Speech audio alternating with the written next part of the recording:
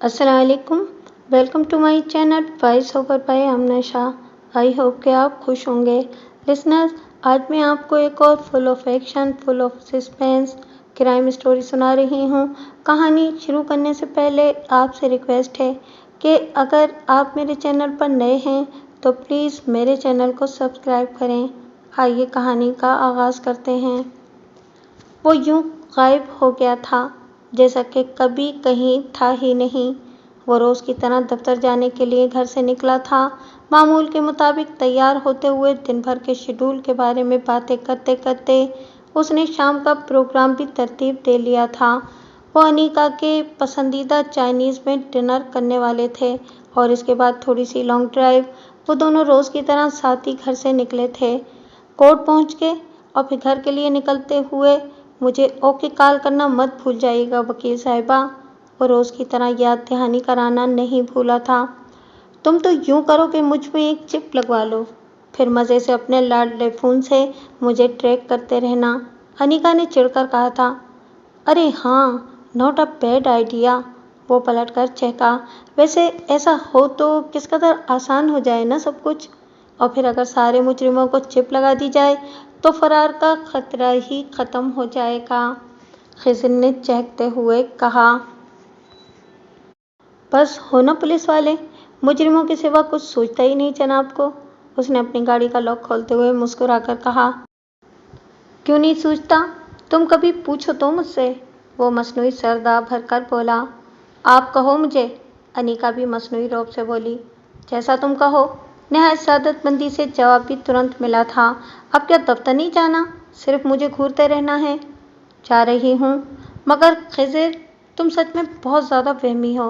रक्शे से जाऊँ तो तुम्हें रक्शे का नंबर चाहिए, गाड़ी दरमियानी रो में ही चलानी है, सिग्नल पर शीशा नहीं खोलना, वो ड्राइविंग सीट पर बैठते हुए बोली।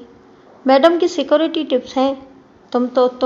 मैं तो और ख़वातीन को भी यही समझाता हूँ कि अगर रक्शे वाला ये देख लेगा कि तुमने बैठते ही इसका नंबर घर भेज दिया तो वो बेचारा खुद ही नहायत हिफाजत से तुम्हें घर तक छोड़ कर आएगा, खुद किसी मुश्किल में फंसने के डर से, समझी? चलो अब अल्लाह हाफिज़। और ये भी तो देखो कि मैं खुद हर जगह पहुंचकर इतला देता हूँ ना तुमको। मगर इस बार वो खुद सारे सिक्योरिटी टिप्स जैसे भूल ही गया था। ऐसा गया था कि इसकी खबर तक पलट कर आना भूल गई थी। वो जो हमेशा फ़ोन की एक बेल पर मैसर होता था, अब इसका फ़ोन मुसलसल एक हफ्ते से 10 तरस से दूर था। कोई जवाब मौसूल ही नहीं हो रहा था। यकीन की रेत जिंदगी के हाथों से गोया फिसलती जा रही थी। वो इसे, अपने घर को, सारे ख्वाबों को ऐसे कैसे भूल सकता था? कैसे?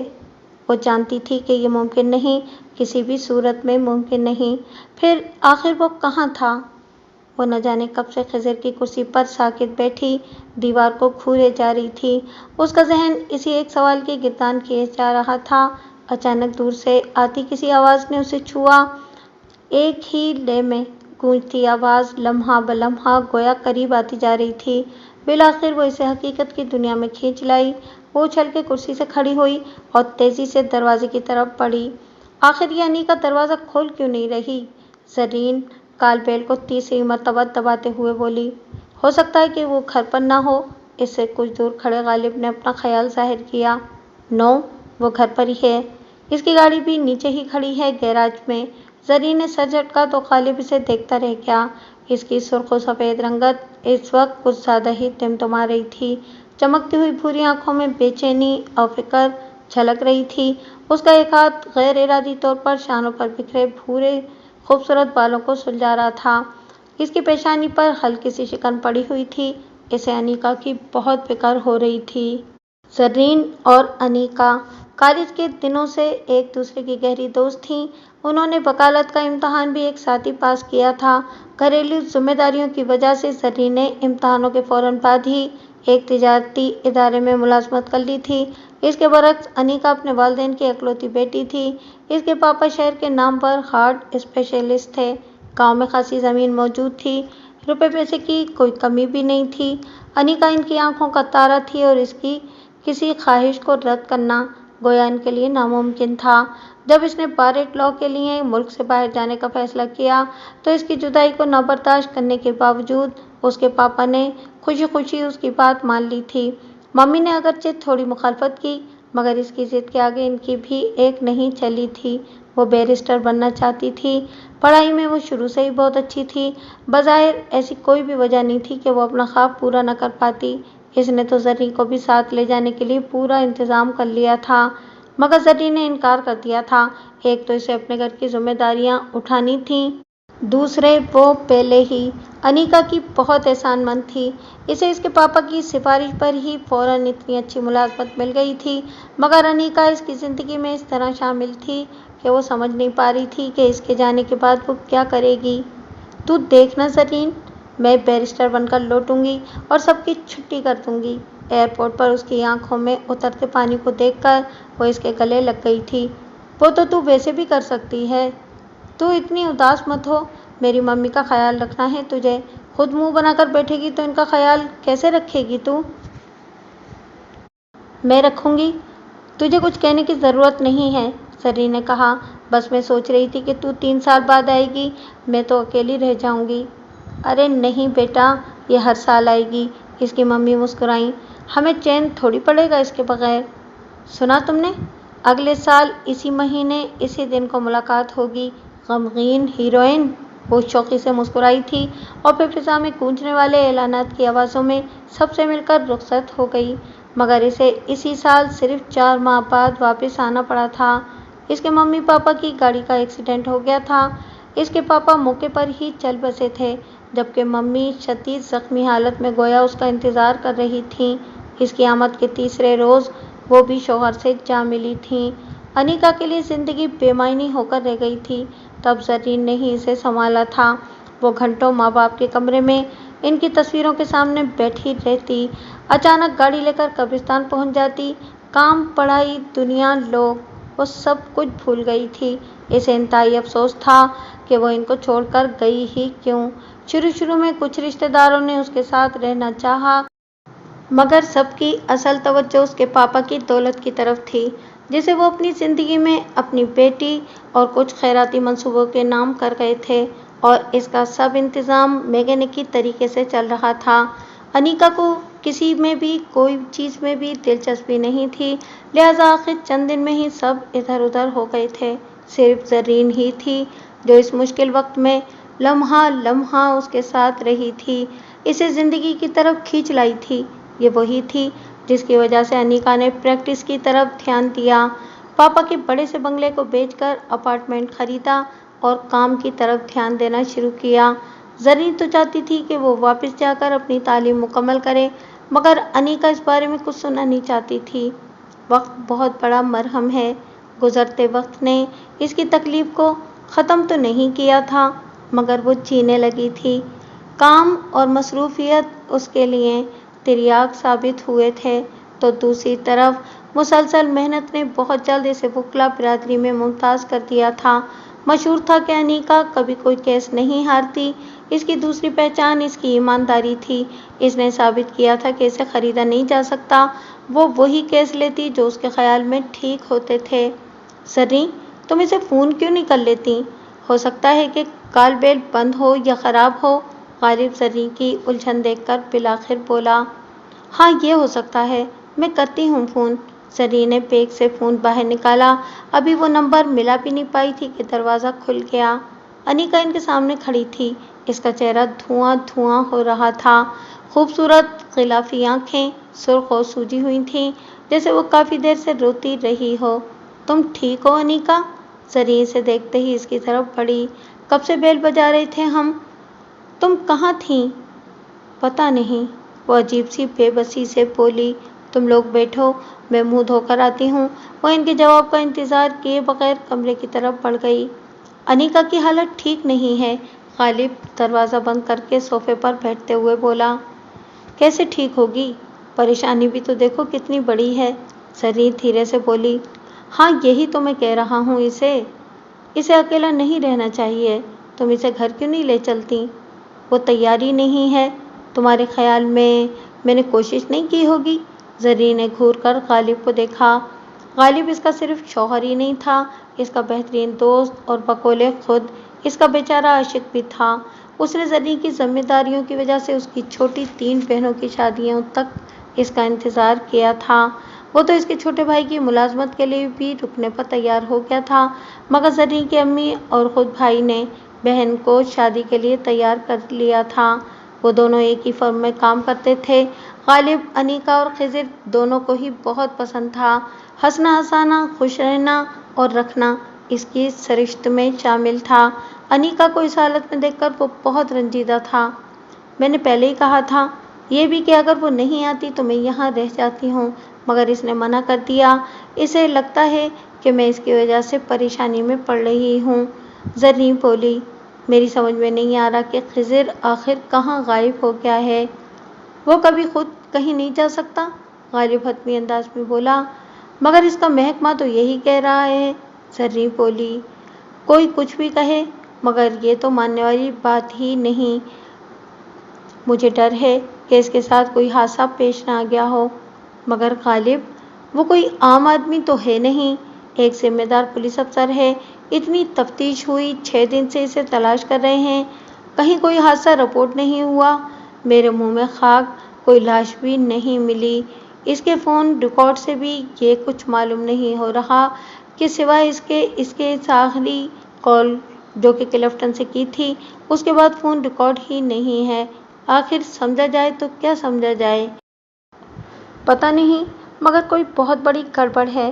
غالب سر ہلا کر بولا، پھر انیکا کو آتے دیکھ کر خاموش ہو گیا۔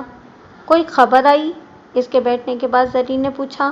نہیں، وہ دھیرے سے بولی، میں نے آئی جی صاحب کو بھی فون کیا تھا، وہ کہتے ہیں کہ کہیں سے کوئی اطلاع نہیں ہے، جیسے ہی کوئی خبر ملی بتائیں گے۔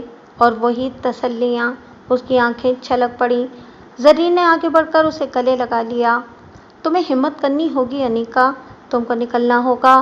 اگر تمہیں لگتا ہے کہ پولیس ٹھیک کام نہیں کر رہی تو آگے بڑھو، سب کچھ دیکھو، انہیں مجبور کرو کہ وہ خضر کو ڈھونڈیں۔ گھر میں بند ہونے سے کیا ہوگا آخر؟ تم ٹھیک کہہ رہی ہو۔ آج آئی جی سے بات کے بعد میں نے بھی یہی فیصلہ کیا ہے۔ میں کل اسٹیشن جاؤں گی، خضر کے ساتھیوں سے ملوں گی۔ وہ حوصلے سے کہے جا رہی تھی۔ گریٹ، اب کی نا تم نے ایک سچے پولیس افسر کی بیوی والی بات۔ اگر کام کے لیے طاقت کی ضرورت ہوتی ہے تو میں شرطیہ کہہ سکتی ہوں کہ تم نے صبح سے کچھ کھایا نہیں، لہٰذا سب سے پہلے ہم کھانا کھائیں گے جو میں ساتھ لے کر آئی ہوں۔ زرین مسکرا کر بولی۔ وہ دونوں کافی دیر وہاں رکے رہے تھے۔ کھانے کے بعد واپسی پر انہوں نے انیکا سے ساتھ چلنے کے لیے خاصا اصرار بھی کیا، مگر اس کے انکار پر بادل ناخواستہ گھر کے لیے نکلے تھے۔ ذرا بھی پریشانی ہو تو مجھے کال کرنا، میں 5 منٹ میں پہنچ جاؤں گی۔ زرین جاتے جاتے 3-4 بار یہ بات دہرا کر گئی تھی۔ ان کے جانے کے بعد انیکا اسٹڈی میں گھس گئی۔ زرین کی بات اس کے دل کو لگی تھی۔ وہ اپنے خضر کی تلاش کے لیے صرف دوسروں پر انحصار نہیں کر سکتی تھی۔ وہ کاغذ اور پین لے کر بیٹھ گئی۔ شروعات کہاں سے ہو سکتی تھی؟ اس نے سوچا۔ خضر اس صبح بالکل مطمئن تھا، کوئی ٹینشن یا پریشانی اگر تھی بھی تو ایسی نہیں تھی جو اس پر طاری ہو سکتی۔ وہ شام کا پروگرام بنا کر گھر سے نکلا تھا، یعنی اسے یقین تھا کہ وہ 7 بجے تک گھر پہنچ جائے گا۔ پھر ایسا کیا ہوا کہ وہ واپس ہی نہیں آ سکا؟ اس کی گاڑی سی ویو سے ملی تھی۔ وہ وہاں کیا کرنے گیا تھا؟ اس نے انیکا کو 3 بجے کے قریب کال کی تھی اور پوچھنے پر صرف یہ بتایا تھا کہ وہ کام پر ہے اور دفتر سے باہر ہے۔ اس وقت وہ خود بھی قدرے مصروف تھی، اس لیے زیادہ تفصیل میں نہیں جا سکی۔ 6:30 بجے کے قریب اس نے خضر کو پھر فون کیا تو اس کا فون انریچیبل آ رہا تھا۔ فون ریکارڈر سے معلوم ہوا تھا کہ وہ اس کے فون سے کی جانے والی آخری کال تھی۔ اس رات سے ہی اس کا فون مانیٹر کیا جا رہا تھا۔ جب بھی، جہاں بھی وہ سم اور فون آن ہوتا، خبر ملنا ممکن ہو سکتا تھا۔ وہ ایک پولیس افسر تھا، اور افسر بھی وہ جس کی پہچان اس کی ایمانداری اور فرض شناسی تھی، جس کی وجہ سے وہ محکمے میں موجود لوگوں کا دشمن بن چکا تھا۔ باقیوں میں سے بھی اکثر ایسے تھے جو اس کی موجودگی کو اپنے لیے پریشانی کا باعث سمجھتے تھے، مگر ان میں سے کوئی بھی اس حد تک نہیں جا سکتا تھا۔ پھر کیا ہوا ہوگا؟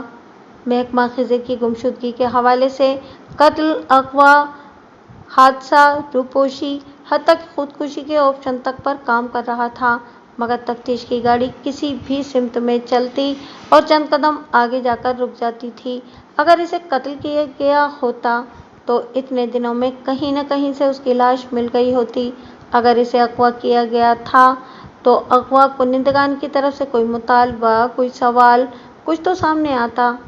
روپوشی یا خودکشی نہ اس کا مزاج تھے اور نہ ہی اس کی کوئی وجہ موجود تھی، تو پھر وہ آخر گیا کہاں؟ سوچ کا سفر پھر اسی سوال پر آ کر رک گیا تھا۔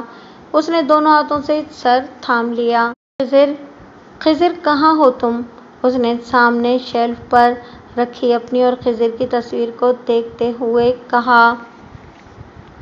خضر سے اس کی پہلی ملاقات نہایت ڈرامائی انداز میں ہوئی تھی۔ وہ اپنے دفتر میں بیٹھی تھی کہ اچانک کمرے کا دروازہ کھلا اور کوئی اندر داخل ہوا۔ آپ خود کو سمجھتی کیا ہیں؟ آنے والا عین اس کے سامنے آ کر برائے جمان ہو گیا تھا۔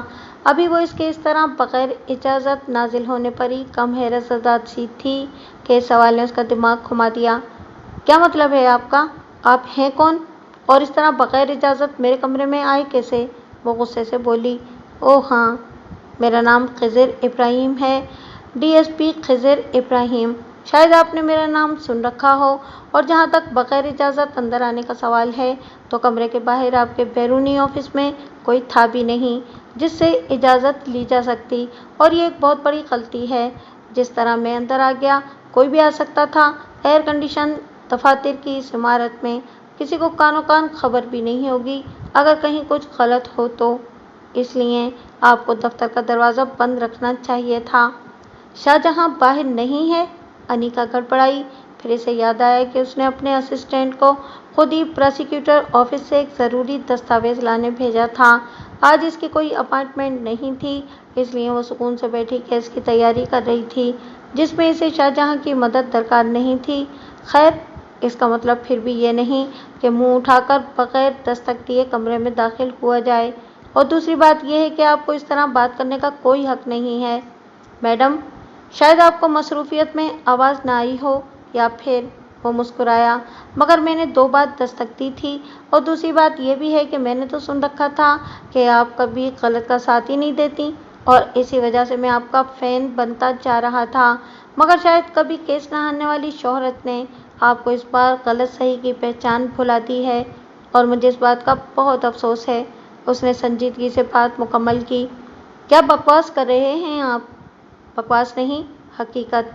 جس شمس الدین کی آپ نے آج صبح ضمانت کرائی ہے، کیا آپ نہیں جانتی کہ وہ بھتہ خوری اور اسٹریٹ کرائمز میں ملوث ہے؟ کئی بار وہ بچ نکلا ہے۔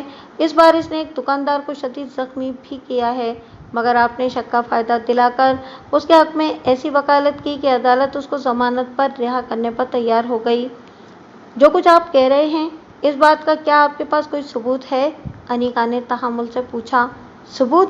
ثبوت تو میں خود ہوں، وہ ایک لفظ پر زور دیتے ہوئے بولا۔ میں نے اسے گرفتار کرایا تھا۔ اس نے میرے سامنے اس بات کا اعتراف بھی کیا تھا، اور یہ پہلی بار نہیں تھا، وہ پہلے بھی گرفتار ہو چکا ہے، مگر اس کا چینل بہت طاقتور ہے۔ وہ سب کچھ خرید لیتے ہیں، حفاظت کرنے والے ہاتھوں سے لے کر بچا لینے والے ذہن اور فیصلہ کرنے والے قلم تک، وہ تلخی سے بولا۔ دیکھیے مسٹر خضر ابراہیم۔ جی، خضر ابراہیم۔ یہ نام اسے بہت سنا ہوا لگ رہا تھا۔ میں سوچ سمجھ کر کیس لیتی ہوں، اور جنہوں نے اسے میرے پاس ریفر کیا تھا میں ان پر یقین کرتی ہوں۔ اسی لیے میں نے یہ کیس لیا تھا۔ میں اگرچہ آپ کو جواب دہ تو نہیں ہوں، مگر بات چونکہ میری کریڈیبلٹی پر آ رہی ہے، اس لیے بتا رہی ہوں کہ اس کے خلاف کوئی گواہ نہیں تھا۔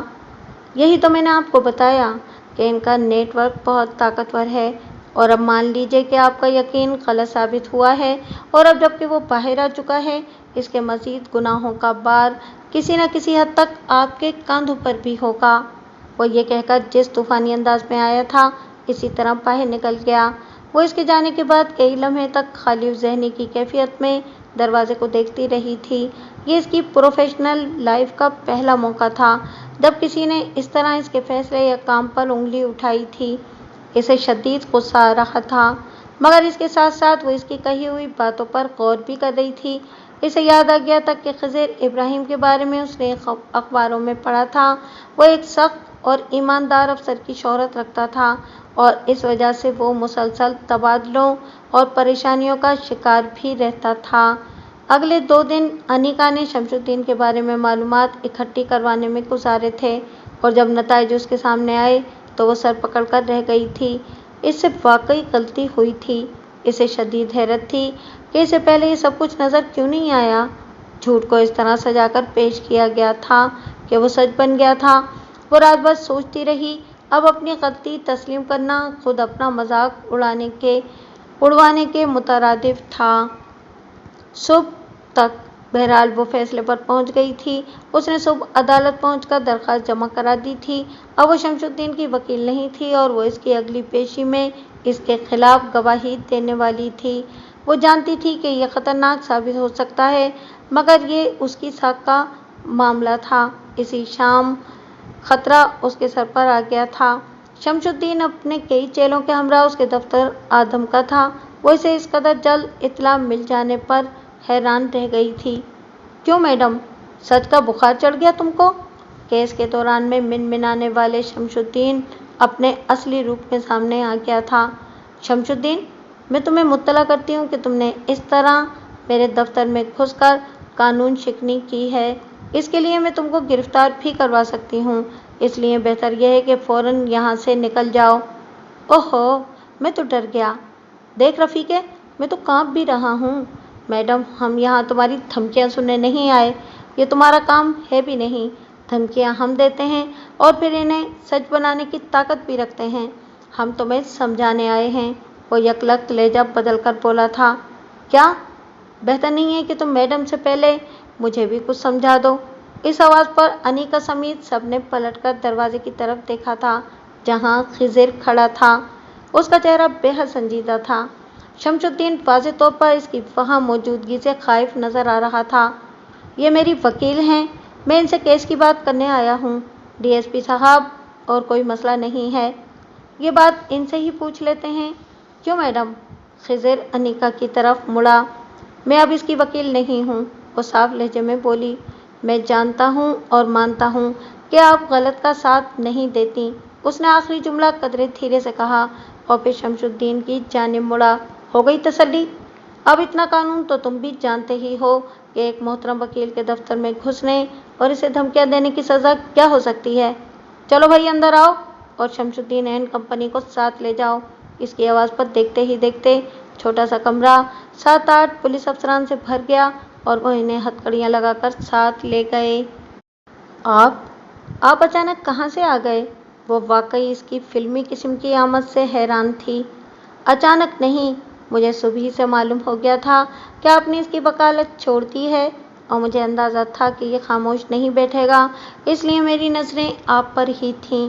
آپ نے آج پھر سیکورٹی کا کوئی انتظام نہیں کیا؟ باہر بیٹھا آپ کا وہ مرن جان منج اسسٹنٹ تو صرف ایک دھکے کی مار ہے۔ خیر، ویسے میں آپ کا شکر گزار ہوں، شکریہ میری بات سننے اور سمجھنے کا۔ یہ صرف آپ کی بات کا معاملہ نہیں تھا مسٹر خضر، میں نے معلومات کروائیں، اس بار واقعی مجھ سے غلطی ہو گئی تھی، وہ شرمندگی سے بولی۔ مگر اس کا ازالہ بھی ہو گیا۔ آپ کی وجہ سے وہ آزاد ہوا تھا اور اب آپ کی وجہ سے ہی دوبارہ اندر پہنچ گیا۔ مگر آپ کو تھوڑا محتاط رہنے کی ضرورت ہے۔ حالات آپ کے سامنے ہیں، ایسے میں آپ کو پراپر سیکورٹی کی ضرورت ہے۔ میرے حساب سے آپ کو یہاں ایک اچھا گارڈ رکھنا چاہیے۔ میرا خیال ہے کہ اس بارے میں خود فیصلہ کروں تو بہتر ہے، انیکا نے خشک لہجے میں جواب دیا۔ بالکل بالکل، فیصلہ خود آپ ہی کریں، مگر مشورہ ہمیشہ متعلقہ شعبے کے ماہرین سے لینا چاہیے، جیسے کہ عدالتی معاملات آپ بہتر سمجھتی ہیں۔ کسی حد تک، وہ مسکرایا۔ اسی طرح میں اس معاملے میں تو رائے دے سکتا ہوں۔ انیکا کی تمام تر خشک مزاجی اور بیزاری کے اظہار کے باوجود وہ اس شام اس کی گاڑی کے پیچھے اپنی گاڑی میں سے گھر تک پہنچا کر گیا تھا، اور پھر وہ کیسے اس کی زندگی کا سب سے اہم حصہ بن گیا یہ خود انیکا بھی نہیں سمجھ پائی۔ زریں اور غالب کو بھی وہ بہت پسند آیا تھا۔ بہت اسمارٹ ہے باتوں میں بھی اور دیکھنے میں بھی، جیمز بانڈ جیسی شخصیت ہے اس کی، تم دونوں کی جوڑی بہت اچھی لگے گی۔ जरीन तो इसकी फैन हो गई थी। अनीका और खिजिर हम मिजाज थे और हमदर्द भी। वो भी बरसों पहले अपने माँ बाप की शफकत से महरूम हो चुका था। खानदान के नाम पर एक बहन और एक भाई थे, मगर वो दोनों लंदन और कनाडा में अपनी जिंदगियों में मगन थे। इन दोनों ने पहली मुलाकात के 4 माह बाद शादी का फैसला कर लिया और सादगी से एक खानदान बन गए। खिजिर से शादी के बाद अनीका को जिंदगी लगने लगी थी। गुजरे हुए 10 माह गोया 10 दिन में गुजर गए थे और इसे यूं लगता था जैसे वो हमेशा से खिजिर को जानती हो। मैं तुम्हें ढूंढ कर लाऊंगी खिजिर, वो फ्रेम पर हाथ फेरते हुए बोली, चाहे इसके लिए मुझे कुछ भी क्यों ना करना पड़े। इसकी आंखों में आंसू थे, मगर इसका लहजा अज़म से भरपूर था। एसपी साहब, मुझे आपकी कोशिशों से इनकार नहीं है। मैं सिर्फ ये जानना चाहती हूँ कि खिजिर किन केसेस पर काम कर रहे थे। वो अगली सुबह खिजिर के दफ्तर में मौजूद थी। इसका वहाँ अच्छी तरह से इस्तकबाल हुआ था, मगर जब इसने खिजिर के हवाले से सवालात शुरू किए तो इसे कदरे मज़ाहमत का सामना करना पड़ा था। अव्वल तो इसके दफ्तरी मामलात में इसकी बीवी से बात करना ही नहीं चाहते थे, और दूसरे शायद इन्हें इसमें अपनी हितक महसूस हो रही थी। मुझे कोई ऐसी कानूनी वजह नज़र नहीं आती जिसकी वजह से आप मुझे ये न बता सकें कि खिजिर इन दिनों किस केस के साथ मुंसलिक थे। देखिए मिसेस खिजिर, पुलिस इस हवाले से कोशिश कर रही है। वो हमारा अफसर है। आपको इसके हवाले से कुछ बताना खुद आपके लिए ख़तरनाक हो सकता है। यूं भी अब तक ऐसी कोई इत्तला नहीं मिल पाई है जिससे ये अंदाज़ा हो सके कि मिस्टर खिजिर इब्राहिम को किसी ने अगवा किया है। एसपी इसके ताबड़तोड़ सवालात पर कुछ उलझ सा गया था। इस बात से आपका क्या मतलब है? क्या आपके ख्याल में वो पिकनिक मनाने के लिए गायब हुआ है? अनीका ने सख्त लहजे में कहा। नहीं, मगर हो सकता है कि वो कुछ दिनों के लिए कहीं अलग थलग रहना चाहता हो। वो इतना गैर जिम्मेदार नहीं है, ये आप अच्छी तरह जानते हैं, अनीका ने जवाब दिया। बीबी, हम पूरी कोशिश कर रहे हैं। दहशतगर्दी की इस लहर ने पूरे मुल्क को अपनी लपेट में ले रखा है। कानून नाफिज करने वाले जाहिर है कि इसका पहला शिकार हैं। हम खिजिर को ढूंढ रहे हैं। बहुत से मुखबिर लगे हुए हैं इस काम में। जल्द, बहुत जल्द हमें इसकी खबर मिल जाएगी और आप यकीन रखें कि हम आपको इससे बाखबर रखेंगे। एसपी ने रस्मी अंदाज में बात गोया ख़त्म कर दी थी। अनीका इसके कमरे से बाहर आई। वो खिजिर के 2-3 साथियों को जानती थी। इसे उम्मीद थी कि शायद इसे इनसे कुछ मदद मिले, मगर वो इस वक्त बात करने के लिए तैयार नहीं थे। भाभी, इंस्पेक्टर राहिल इसे बाहर तक छोड़ने आया था। मैं जानता हूँ आप मायूस होकर जा रही हैं। मैं आपकी कोई मदद नहीं कर सकता। अलबत्ता ये बता सकता हूँ कि खिजिर भाई आजकल स्ट्रीट क्राइम और दहशतगर्दी के एक बड़े नेटवर्क के पीछे थे। आप तो जानती हैं कि वो इसी पर काम कर रहे थे। सिर्फ ग्रुप्स और केस बदलता था, मगर इनकी जंग दहशतगर्दी के खिलाफ ही थी। आपको इस बारे में कुछ भी खबर मिले तो प्लीज़ मुझे बताइएगा। अंधेरे में इतनी रोशनी भी उसे बहुत लग रही थी। ज़रूर भाभी, उन्होंने 2-3 दिन पहले मुझे एक बात कही थी, वो कुछ सोचते हुए बोला। पता नहीं आप इस बारे में कुछ जानती हैं कि नहीं, या मुझे बताना चाहिए कि नहीं। आप बताएं प्लीज़, मुझे बताएं। वो कह रहे थे कि इनके पास एक बड़े नेटवर्क के बारे में कुछ सबूत हैं और इसमें बड़े बड़े पर्दा नशीनों के नाम आएंगे। वो रुक रुक कर बोला। सबूत? कैसा सबूत? अब ये तो नहीं मालूम, मगर मेरा ख्याल है कि शायद तस्वीरें या कोई डॉक्यूमेंट्स। आजकल टेक्नोलॉजी का दौर है। हो सकता है कि उन्होंने किसी सीडी या यूएसबी पर कुछ महफूज कर लिया हो। वो धीरे धीरे बोल रहा था। यूएसबी के नाम पर अनीका के जहन में पटाखा सा छूटा, मगर उसने इंस्पेक्टर पर कुछ जाहिर नहीं होने दिया। वो इसकी मदद कर रहा था, मगर न जाने क्यों इसको इसका अंदाज अजीब सा लग रहा था। अच्छा, मुझे इस बारे में कुछ इल्म नहीं है। आपको कोई खबर मिले तो मुझे बताइएगा। वो इसे जवाब देकर गाड़ी की तरफ बढ़ गई। यूएसबी, यह लफ्ज़ इसके जहन में गूंज रहा था। खिजिर ने 1 हफ्ता पहले इसे एक अजीब सी कलमनुमा यूएसबी दिखाई थी। ये कुछ अजीब नहीं है, वो इसका जायज़ा लेते हुए बोली थी। अजीब से ज़्यादा तो कारामद है। यह ना सिर्फ जदीद यूएसबी है, बल्कि इसमें कैमरा और टेप रिकॉर्डर भी है। यानी ये बारीक सा कलम पूरा जासूसी इदारा है, समझी? अरे वाह, जेम्स बॉन्ड 007 की फिल्मों के आलात अब सच में सबको मैसर हैं। हाँ, बस इनका इस्तेमाल ठीक होना चाहिए।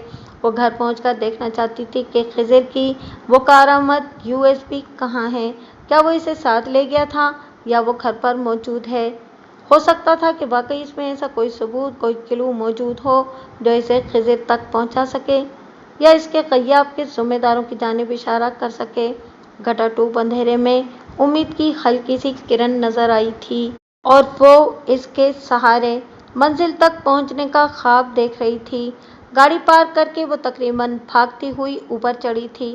خضر اپنی اس قسم کی چیزیں ترازو وغیرہ میں نہیں رکھتا۔ اسے معلوم تھا کہ اسے کیا کرنا ہے۔ اگر USB گھر میں تھی تو وہ خضر کے کوٹوں میں سے کسی کی انر پاکٹ میں ہی ہو سکتی تھی۔ اس نے ایک ایک کر کے تمام کوٹ چھان ڈالے تھے، الماری کا سارا سامان بستر پر ڈھیر کر دیا تھا، گھر میں موجود تمام درازیں چھان ماری تھیں، گھر کا ڈیسک ٹاپ اور خضر کے لیپ ٹاپ کو بھی دیکھ لیا تھا۔ وہ USB کہیں نہیں تھی۔ اس کا ایک ہی مطلب ہو سکتا تھا کہ وہ اسے ساتھ لے گیا ہو۔ اگر اغوا کے وقت وہ USB اس کے پاس تھی اور کسی کو اس میں موجود کسی مواد سے دلچسپی تھی تو اسے حاصل کرنے کے بعد خضر کو غائب کرنے کی وجہ سمجھ میں آنے والی نہیں تھی۔ کہیں خضر کو کچھ ہو تو نہیں گیا؟ اس خیال کے آتے ہی اس کی سانس رکنے سی لگی تھی۔ وہ جن خطرناک لوگوں سے لڑ رہا تھا، جس کے خلاف تفتیش کر رہا تھا، وہ بہت ہی خطرناک اور بے رحم تھے۔ ان کا تو کام ہی خون بہانا تھا۔ نہیں، خضر کو کچھ نہیں ہوا ہے۔ اس نے سر جھٹک کر آنسو پوچھے اور سارا سامان الماری میں ٹھوسنے لگی۔ خود کو تسلی دینے کے باوجود اس کے اندر کا خوف اس کے وجود کو لرزا رہا تھا۔ ہینگر لٹکاتے ہوئے اس کا پیر پھسلا۔ خود کو گرنے سے بچانے کے لیے اس نے ساتھ رکھی میز کا سہارا لینے کی کوشش کی، مگر سنبھلتے سنبھلتے بھی وہ گر ہی پڑی۔ اگرچہ اسے کوئی خاص چوٹ تو نہیں لگی تھی، مگر وہ چند لمحے ماربل کے فرش پر ساکت پڑی ہوئی۔ اٹھنے سے پہلے اس کی نظر میز کے نیچے رکھے خضر کے جوتوں پر پڑی۔ یہ اس کے جاگنگ شوز تھے۔ اس نے نہ جانا کس احساس کے تحت جوتا باہر نکالا اور اس میں ہاتھ ڈال کر اس کے چھوڑے ہوئے لمس کو محسوس کرنے کی کوشش کی۔ اچانک اس کا ہاتھ کسی سخت چیز سے ٹکرایا۔ اس نے ٹٹول کر اسے دوبارہ محسوس کیا اور تیزی سے اٹھ کر بیٹھ گئی۔ اس کے سامنے وہی 007 USB چمک رہی تھی۔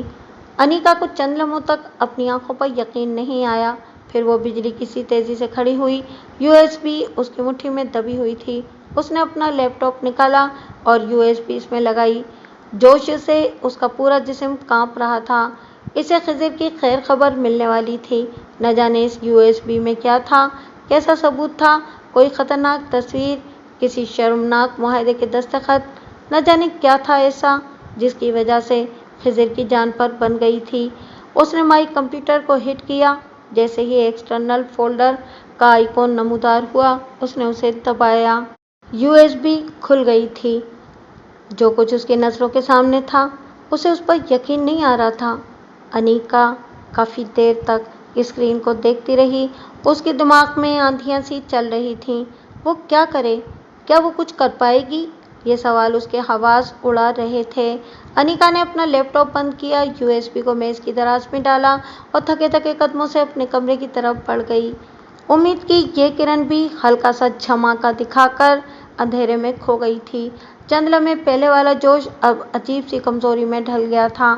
اس کا دل چاہ رہا تھا کہ وہ چیخ چیخ کر روئے، مگر وہ تہیہ کر چکی تھی کہ اب وہ نہیں روئے گی۔ اس کے آنسو اس کی ہمت بنیں گے اور اس ارادے پر وہ پوری طرح کاربند رہنا چاہتی تھی۔ اس وقت وہ بہت مایوس تھی، مگر اسے یقین تھا کہ کل کا سورج اس کے لیے نئی خبر لائے گا، نئی خبر جو سب کچھ بدل دے گی۔ صبح واقعی سب کچھ بدلنے والا تھا، مگر کیا؟ یہ صرف کاتب تقدیر کو ہی معلوم تھا۔ اس کی آنکھ گھنٹیوں کی تیز آوازوں سے کھلی تھی۔ رات بڑی دیر تک سونے کی کوشش میں جاگنے کے بعد اس نے بالآخر نیند کی گولی کا سہارا لیا تھا، اور اب کچی نیند سے اس طرح جاگنے کی وجہ سے چند لمحوں تک تو وہ سمجھ ہی نہیں پائی تھی کہ وہ کہاں ہے اور یہ آوازیں کیسی ہیں۔ 2 منٹ بعد جب اس کے حواس بحال ہوئے تو وہ سمجھ پائی کہ فون کی گھنٹی اور کال بیل دونوں 7 بج رہی تھیں۔ وہ تیزی سے بستر سے نکلی، فون کی طرف ہاتھ بڑھایا، مگر وہ خاموش ہو چکا تھا۔ اس نے اپنے سلیپر پہنے اور دروازے کی طرف بڑھی۔ آنے والا اب کال بیل پر ہاتھ رکھ کر گویا بھول ہی گیا تھا۔ دروازہ کھولتے ہی اسے زرعی کا بدحواس چہرہ نظر آیا۔ غالب ہمیشہ کی طرح اس کے ساتھ تھا۔ کیا ہو گیا ہے زریں؟ تم اتنی پریشان کیوں ہو؟ وہ اسے دیکھ کر گھبرا گئی۔ اندر آؤ۔ آپ بھی غالب بھائی؟ کیا کچھ برا ہوا ہے؟ بہت بہت برا ہوا ہے، زریں بمشکل بولی۔ میں پانی لاتی ہوں۔ انیکا کی کچھ سمجھ میں نہیں آ رہا تھا۔ تم پانی رہنے دو، یہاں آ کر میرے پاس بیٹھو۔ زریں اس کا ہاتھ تھامتے ہوئے بولی، یار مجھے بہت پیاس لگ رہی ہے، وہ بولی۔ وہ اس کے ساتھ صوفے پر بیٹھ کر اسے سوالیہ نظروں سے دیکھ رہی تھی۔ زریں چند لمحے سوچتی رہی اور پھر بولی، انیکا میری سمجھ میں نہیں آ رہا کہ میں کیا کہوں۔ میں یہ بات کبھی بھی نہیں کہنا چاہتی تھی، مگر میں یہ بھی نہیں چاہتی تھی کہ کوئی اور تمہیں بتائے۔ کیا کہے جا رہی ہو زریں؟ پہلے اپنے حواس تو بحال کرو، وہ بولی۔ عین اسی وقت اس کے ہاتھ میں موجود موبائل بجا۔ ایک منٹ، اس نے زریں کو رکنے کا اشارہ کیا اور فون کان سے لگایا۔ ہیلو؟ جی؟ وہ صرف اتنا ہی کہہ پائی تھی کہ اس کا چہرہ لمحے بھر میں سفید ہو گیا۔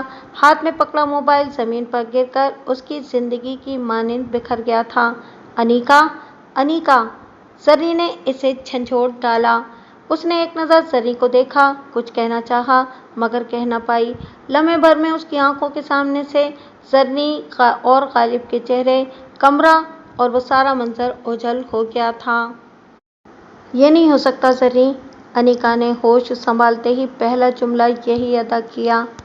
میں بھی یہی چاہتی ہوں کہ یہ غلط ہو، زریں پورے خلوص سے بولی۔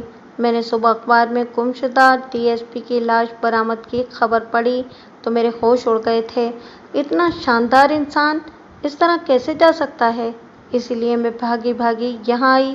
مجھے ڈر تھا کہ تم اس خبر کو سہا نہیں سکو گی۔ میں نے پولیس اسٹیشن بھی فون کیا تھا، ان کا کہنا تھا کہ تم فون ریسیو نہیں کر رہی ہو۔ تم خضر کو لاش نہیں کہو گی، وہ یکدم ببھر کر بولی۔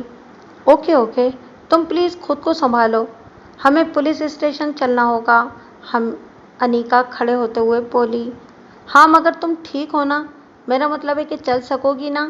زریں نے پوچھا۔ غالب اس دوران میں فون پر پولیس اسٹیشن سے تفصیلات معلوم کر رہا تھا۔ میرا خیال ہے کہ انیکا کا وہاں چلنا فی الحال ضروری نہیں ہے، وہ فون بند کرتے ہوئے بولا۔ کیا مطلب؟ پولیس والے شناخت کے لیے کال کر رہے تھے نا؟ زریں چونکی۔ میں نے ابھی تمام تفصیلات معلوم کی ہیں۔ انہیں لاش سمندر کے دور دراز کنارے سے ملی ہے اور اس کی حالت بہت زیادہ خراب ہے۔ اسے شناخت کرنا تو ایک طرف، دیکھنا بھی ممکن نہیں ہے۔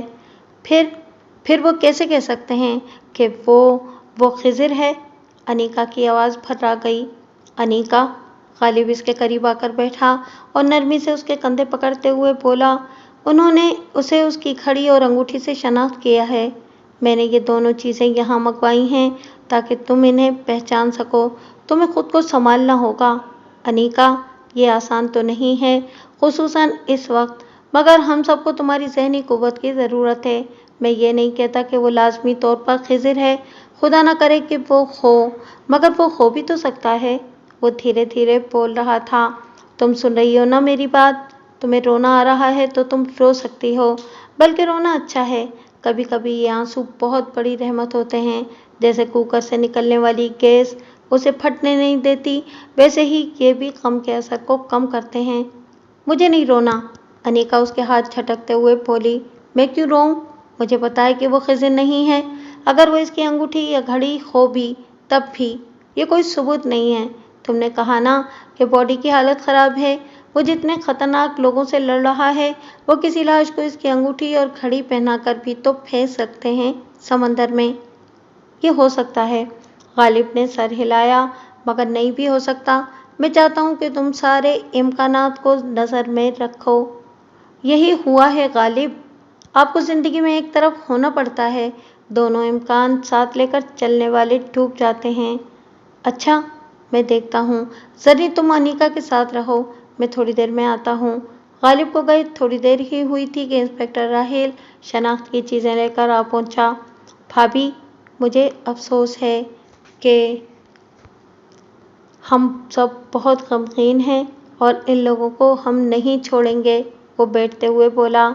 آپ بھی افسوس مت کریں، انیکا صفائی سے بولی۔ کیا مطلب؟ اس کے اس جملے کو سن کر وہ عجیب طرح سے گڑبڑا گیا۔ میرا مطلب ہے کہ ضروری نہیں کہ یہ سب خضر کا ہو۔ آپ دیکھیے، یہ گھڑی اور انگوٹھی یہ دونوں خضر کی نہیں، ہم نے ہمیشہ انہیں یہ پہنے دیکھا ہے۔ وہ پلاسٹک کی مخصوص تھیلی سے دونوں چیزیں نکالتے ہوئے بولا۔ خضر کی گھڑی اور انگوٹھی اگلے لمحے اس کی آنکھوں کے سامنے تھیں۔ ایک لمحے کو تو انیکا کو لگا جیسے اس کا دل بند ہو جائے گا، مگر اگلے ہی لمحے یقین کی آکسیجن اس کی زندگی کا سبب بن گئی۔ کیا یہ ان کا سامان نہیں ہے؟ انسپکٹر نے پوچھا۔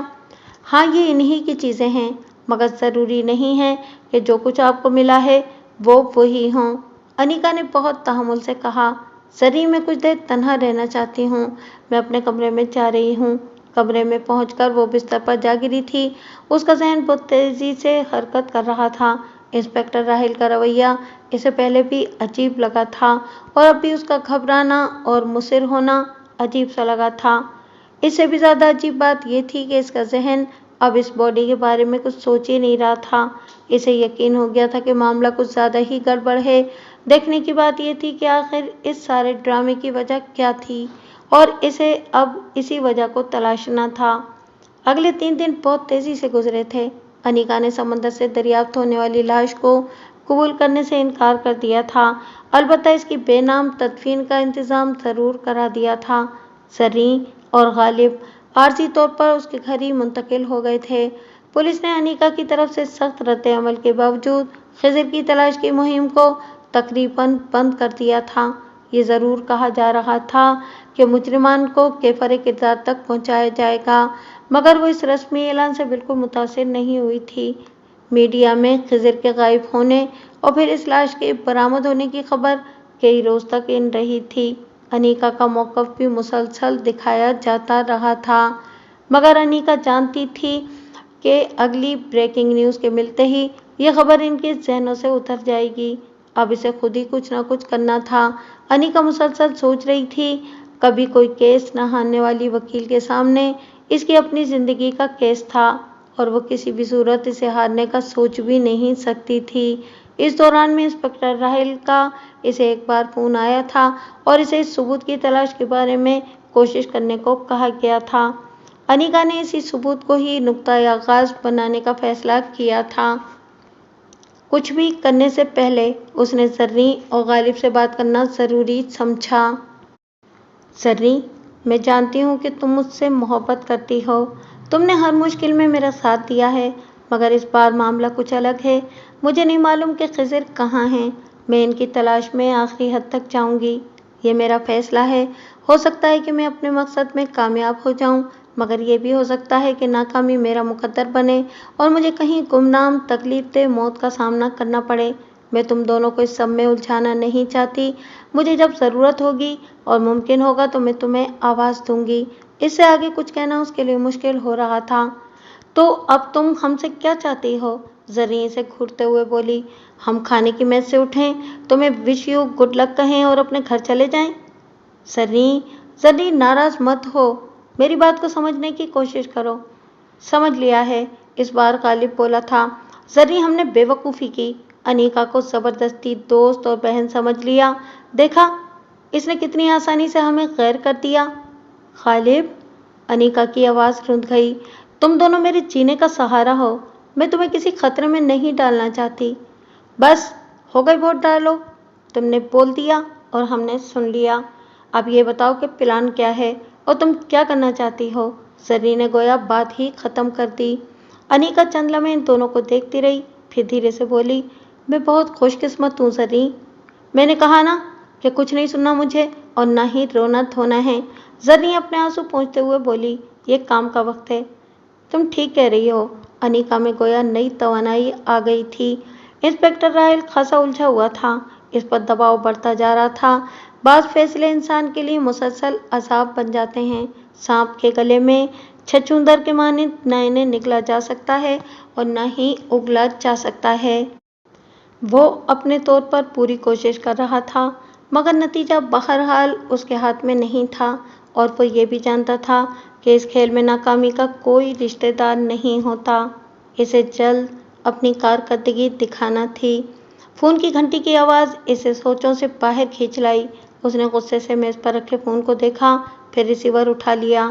دوسری جانب سے آنے والی آواز کو سن کر وہ الرٹ ہو گیا۔ جی بھابھی، میں راہل ہی بول رہا ہوں، آپ بتائیں کیا آپ کو کچھ ملا؟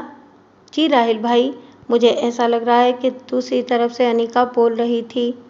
آپ مجھے بتائیں، میں آ کر دیکھتا ہوں، میں آپ کی مدد کروں گا۔ میں آپ کو بتاؤں گی مگر فی الحال میں اسے کھول نہیں پا رہی، مجھے سب کچھ خود دیکھنا چاہیے، اس کے بعد ہی میں آپ کو زحمت دوں گی۔ انیکا بولی، میں جاننا چاہ رہی تھی کہ کیا یہ ثبوت کسی سی ڈی وغیرہ کی شکل میں ہو سکتا ہے؟ وہ نہایت معصومیت سے پوچھ رہی تھی۔ بالکل بالکل بھابھی، سی ڈی یا پھر یو ایس بی کی شکل میں، وہ جوش میں بولا۔ ٹھیک ہے راہل بھائی، پھر شاید یہ وہ نہیں ہے، مگر میں تلاش جاری رکھوں گی۔ یہ کہہ کر انیکا نے فون بند کر دیا۔ انسپکٹر چند لمحے خالی ذہنی کی کیفیت میں فون کو دیکھتا رہا، پھر اس نے ریسیور رکھ دیا۔ اس کے بعد اس نے جیب سے موبائل نکالا اور نمبر ملا کر کان سے لگا لیا۔ کال شاید پہلی بیل پر ہی ریسیو کر لی گئی تھی۔ جی، بات شاید بن جائے، کچھ خبر ملی تو ہے؟ نہیں، فوری قدم اٹھانا خطرناک ہوگا، وہ دوسری طرف سے کہے گئے جملے کے جواب میں بولا۔ میں سمجھتا ہوں، اچھا ٹھیک ہے، میں کوشش کرتا ہوں، اس نے کہا اور فون بند کر دیا۔ معاملہ اس کے ہاتھوں سے نکلا جا رہا تھا، اسے بہت جلد کچھ کرنا تھا۔ کرارے نوٹوں کی مہکتی خوشبو کی طلب نے اسے بے قرار کر دیا تھا۔ اس نے میز پر پڑا اپنا سروس ریوالور جیب میں رکھا، دوسری جیب میں پڑے سیاہ ریوالور کو تھپ تھپایا اور کمرے سے باہر نکل گیا۔ تمہیں کیا لگ رہا ہے وہ کیا کرے گا؟ زری نے انیکا کے فون رکھتے ہی پوچھا۔ کچھ نہ کچھ تو ضرور کرے گا، وہ اطمینان سے بولی۔ ایسا نہ ہو کہ وہ یہاں دھاوا بول دے۔ نہیں، یہ غلطی وہ کبھی نہیں کرے گا، کیونکہ اس واردات میں پھر شک اسی پر جائے گا، انیکا بولی۔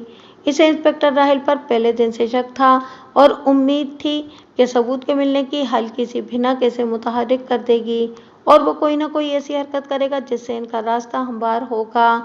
اس نے اس معاملے میں جس قدر دلچسپی لی تھی، اس سے انیکا کا شک یقین میں بدل گیا تھا۔ اس نے خضر کی قلم والی یو ایس بی اپنے لاکر میں منتقل کر دی تھی۔ خالی ہونے کے باوجود وہ یو ایس بی اس کے لیے بہت اہم تھی، وہ ہی اصل مجرم تک پہنچنے کے لیے اس کا ہانکا بھی تھی اور چارہ بھی۔ وہ رات ان تینوں نے خاصی بے چینی میں گزاری تھی۔ دوسرا دن بھی خاموشی سے گزر گیا تھا۔ انیکا کے اندر توڑ پھوڑ ہونا شروع ہو گئی تھی۔ اسے رہ رہ کر خضر کا خیال آ رہا تھا، اس کی باتیں یادیں آ رہی تھیں۔ وہ خضر کو دوبارہ دیکھ پائے گی یا نہیں، یہ سوچ اسے مضطرب کیے دے رہی تھی۔ وہ دفتر سے وقت سے پہلے اٹھ گئی تھی۔ سیڑھیاں چڑھتے ہوئے کبھی وہ سوچوں میں کھوئی ہوئی تھی۔ اس نے سوچا تھا کہ وہ گھر پہنچ کر کچھ دیر سونے کی کوشش کرے گی، شاید اس طرح اس کا تھکا ہوا مضمحل ذہن تازہ ہو جائے۔ گھر میں داخل ہوتے ہوئے اسے کچھ عجیب سی ویرانی محسوس ہوئی تھی۔ وہ ایک لمحے کے لیے ٹھٹک کر کھڑی ہو گئی اور پھر سر جھٹک کر وہ آگے بڑھی۔ وہ چند قدم آگے بڑھی ہی تھی کہ اسے اندر اپنے بیڈ روم سے کھٹکے کی آواز سنائی دی۔ یہ اس قدر واضح آواز تھی کہ وہ اسے اپنی سماعت کا دھوکہ قرار نہیں دے سکتی تھی۔ اس آواز کے بعد یکدم خاموشی چھا گئی۔ کون ہے وہاں؟ انیکا نے بے اختیار چلا کر کہا۔ وہ بہت زیادہ خوفزدہ تھی، اسے اب یقین ہو گیا تھا کہ اندر کوئی موجود ہے۔ اس نے دروازہ اپنی چابی سے کھولا تھا، اس کا صاف مطلب یہ تھا کہ وہ جو بھی تھا اس کے پاس اس کے گھر کی چابی موجود تھی۔ وہ لاؤنج اور اپنے کمرے کی درمیانی گزرگاہ تک پہنچ چکی تھی۔ اب اسے کیا کرنا چاہیے، اس نے سوچا۔ اس مشکل لمحے میں اسے یکدم خضر کا خیال آیا، پھر اس کی سیکورٹی ٹپس کا۔ ذرا گڑبڑ کا شک ہو تو کسی کھلی جگہ جہاں لوگ موجود ہوں وہاں پہنچو۔ تنہائی میں کوئی بھی شخص آسان شکار ہوتا ہے۔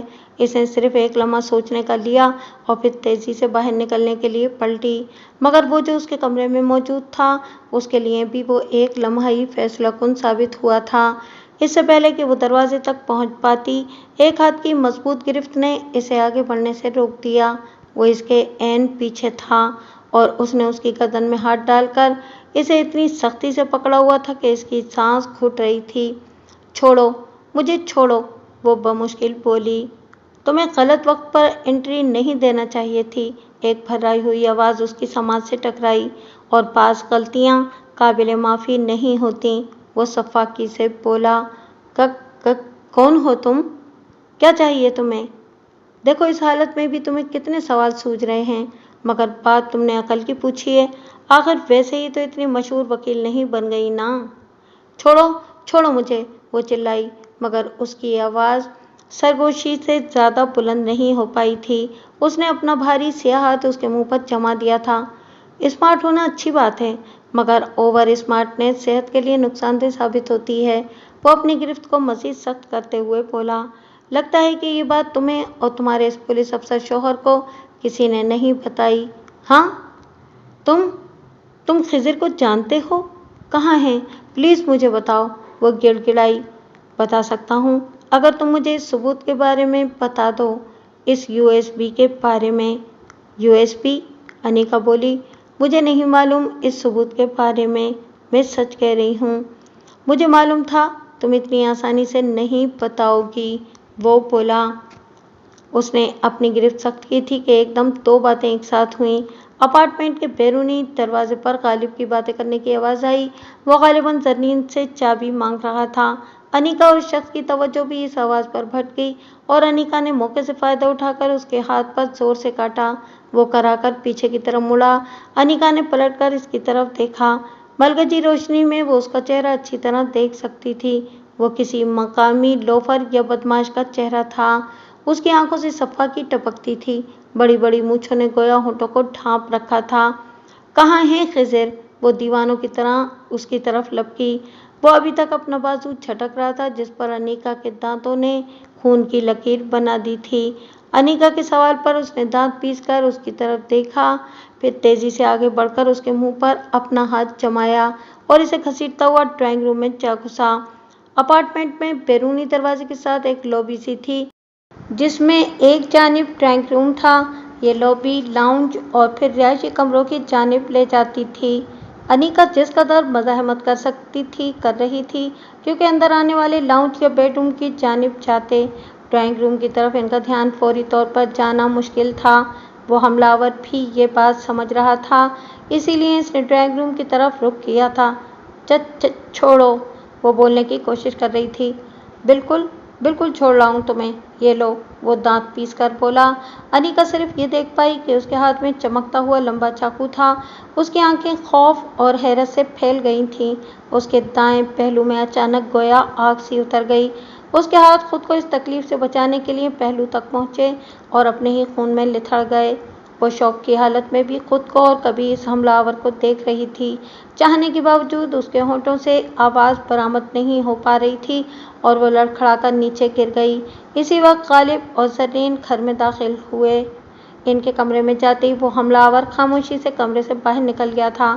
یقیناً وہ لمحہ بھر میں اپارٹمنٹ اور پھر بلڈنگ سے بھی باہر نکل جانے والا تھا۔ انیکا کے پاس خضر تک جانے والے راستے کا یہی واحد سراغ تھا، مگر وہ کچھ کر نہیں پا رہی تھی۔ تکلیف اتنی شدید تھی کہ وہ حرکت بھی نہیں کر پا رہی تھی۔ تیزی سے بہتا خون اس کی تمام تر توانائیاں اپنے ساتھ لے جا رہا تھا۔ صرف اس کا دماغ کام کر رہا تھا۔ اس نے بمشکل اپنی جگہ سے حرکت کی اور کھسکتے ہوئے سینٹر ٹیبل کو دھکا دینے کی کوشش کی۔ پہلی کوشش میں وہ میز کو ہلا نہیں پائی، لیکن دوسری کوشش میں ایش ٹرے اور اس پر رکھا گلدان زوردار آواز کے ساتھ زمین پر جا گرے۔ ڈرائنگ روم میں کون ہے؟ زرین کی آواز پر انیکا نے اطمینان کی سانس لی۔ میں دیکھتا ہوں، غالب نے جواب دیا۔ پھر تیزی سے آتے قدموں کی آوازیں کمرے کی جانب بڑھیں۔ انیکا کا پورا وجود سماعت بنا ہوا تھا۔ غالب پہلے کمرے میں داخل ہوا تھا۔ وہ فرش پر پڑی انیکا اور اس کے ارد گرد پھیلے خون کو دیکھ کر ایک لمحے کو ساکت سا ہو گیا۔ انیکا! ارے یہ کیا ہوا؟ زرین، کال ایمبولینس فوراً، وہ زور سے چلایا۔ کیا ہوا؟ اس کی آواز کے ساتھ ہی زرین اندر داخل ہوئی۔ انیکا! او میرے خدا! وہ اسے دیکھ کر دوڑتی ہوئی اس کے قریب آئی۔ زرین! انیکا بمشکل بول پا رہی تھی۔ وہ بھاگ رہا ہے۔ وہ اسے خضر کے بارے میں معلوم ہے۔ اسے پکڑو، اسے پکڑنا پڑے گا۔ سب کچھ بعد میں انیکا، زرین روتے ہوئے بولی۔ غالب اس دوران میں ایمبولینس بلا چکا تھا۔ انیکا نے مایوسی سے آنکھیں بند کر لیں۔ وہ جو بھی تھا، یقیناً اتنی دیر میں کہاں سے کہاں نکل گیا ہوگا۔ अगले 2 दिन अनीका ने सोते जागते की कैफियत में गुजारे थे। अगरचे डॉक्टर्स के मुताबिक चाकू का वार ओछा पड़ा था, जिससे कोई भी ऐसा खतरनाक तौर पर मुतासिर नहीं हुआ था, मगर फिर भी खून के ज़्यादा बह जाने और ज़ख्म की वजह से अनीका की हालत ख़राब थी। जिस्मानी हालत से ज़्यादा मसला उसके ज़हनी स्ट्रेस का था, जिसकी वजह से इसे सुकून और ख्वाब आवर अद्वियात के इंजेक्शन दिए जा रहे थे। वो जब भी जागती ज़रीन को अपने पास देखती, इससे शिकवा करती कि इसने इस आखिरी क्लू को भी गुम कर दिया। कभी खिज़र से माफ़िया मांगती। तीसरे दिन वो कुछ संभल पाई थी। इसी रोज़ उसका बयान भी रिकॉर्ड हो गया था। इसने हमलावर का हुलिया भी तफसील से बयान कर दिया था। डॉक्टर्स के मुताबिक उसका ज़ख्म बहुत बेहतर हालत में था। मज़ीद 3 से 4 दिन में इसके टाँके खुद ही तहलील हो जाने वाले थे। चौथे दिन वो घर आ गए थे। गालिब ने इस दौरान अपार्टमेंट के ताले तब्दील करवा दिए थे। सिक्योरिटी का इंतज़ाम भी पहले से बहुत बेहतर हो गया था। दरवाजे पर एक गार्ड भी तैनात कर दिया गया था। अनीका बिल्कुल खामोश थी। उसने किसी चीज़ के बारे में कोई तबसरा नहीं किया था। वो बस सोचे जा रही थी। क्यों इतनी चुप हो तुम? बिलाखिर ज़रीन से नहीं रहा गया था। मुझे क्यों लग रहा है कि तुम अपनी हिम्मत खोती जा रही हो? ज़रीन, मुझे डर लग रहा है। किस बात का डर? क्या मैं कभी खिज़र को ढूंढ पाऊंगी? उसने मायूसी से सवाल के जवाब में सवाल किया। हाँ, ज़रीन मजबूत लहजे में बोली, अगर अल्लाह की रज़ा हुई तो। हाँ, ये तो है, अनीका धीरे से बोली। अनीका, तुम्हारी अम्मी तुमसे बहुत मोहब्बत करती थी ना? ज़रीन ने अचानक पूछा। अम्मी? हाँ, अम्मी की जान थी मुझ में। मेरी हर ख्वाहिश, हर तमन्ना, हत्ता कि जो मैं सोचती थी ना, अम्मी वो भी करती थीं मेरे लिए। कभी कभी तो मैं सोचती थी कि अम्मी को टेलीपैथी आती है, खुद ही समझ जाती थीं सब कुछ। वो सोचों में खो गई। तुमको मालूम है ना कि अल्लाह अपने बंदों से 70 माओं जितनी मोहब्बत करता है? ज़रीन ने दूसरा सवाल किया। हाँ, इस बार अनीका सोचते हुए बोली थी। फिर कैसे वो अपने किसी भी बंदे की जायज़ तमन्ना पूरी नहीं करेगा? बस वो कहता है कि मुझसे मांगो। हमारी सिर्फ वो तमन्नाएं और दुआएं पूरी नहीं हो पाती जो हमारे हक में बेहतर नहीं होती, क्योंकि जो वो पाक परवरदिगार जानता है वो हम नहीं जानते। और फिर भी अगर किसी भी वजह से कोई दुआ पूरी नहीं हो पाती तो भी हमारा असीम रब अपने बंदे की कोशिशों को ज़ाया नहीं होने देता।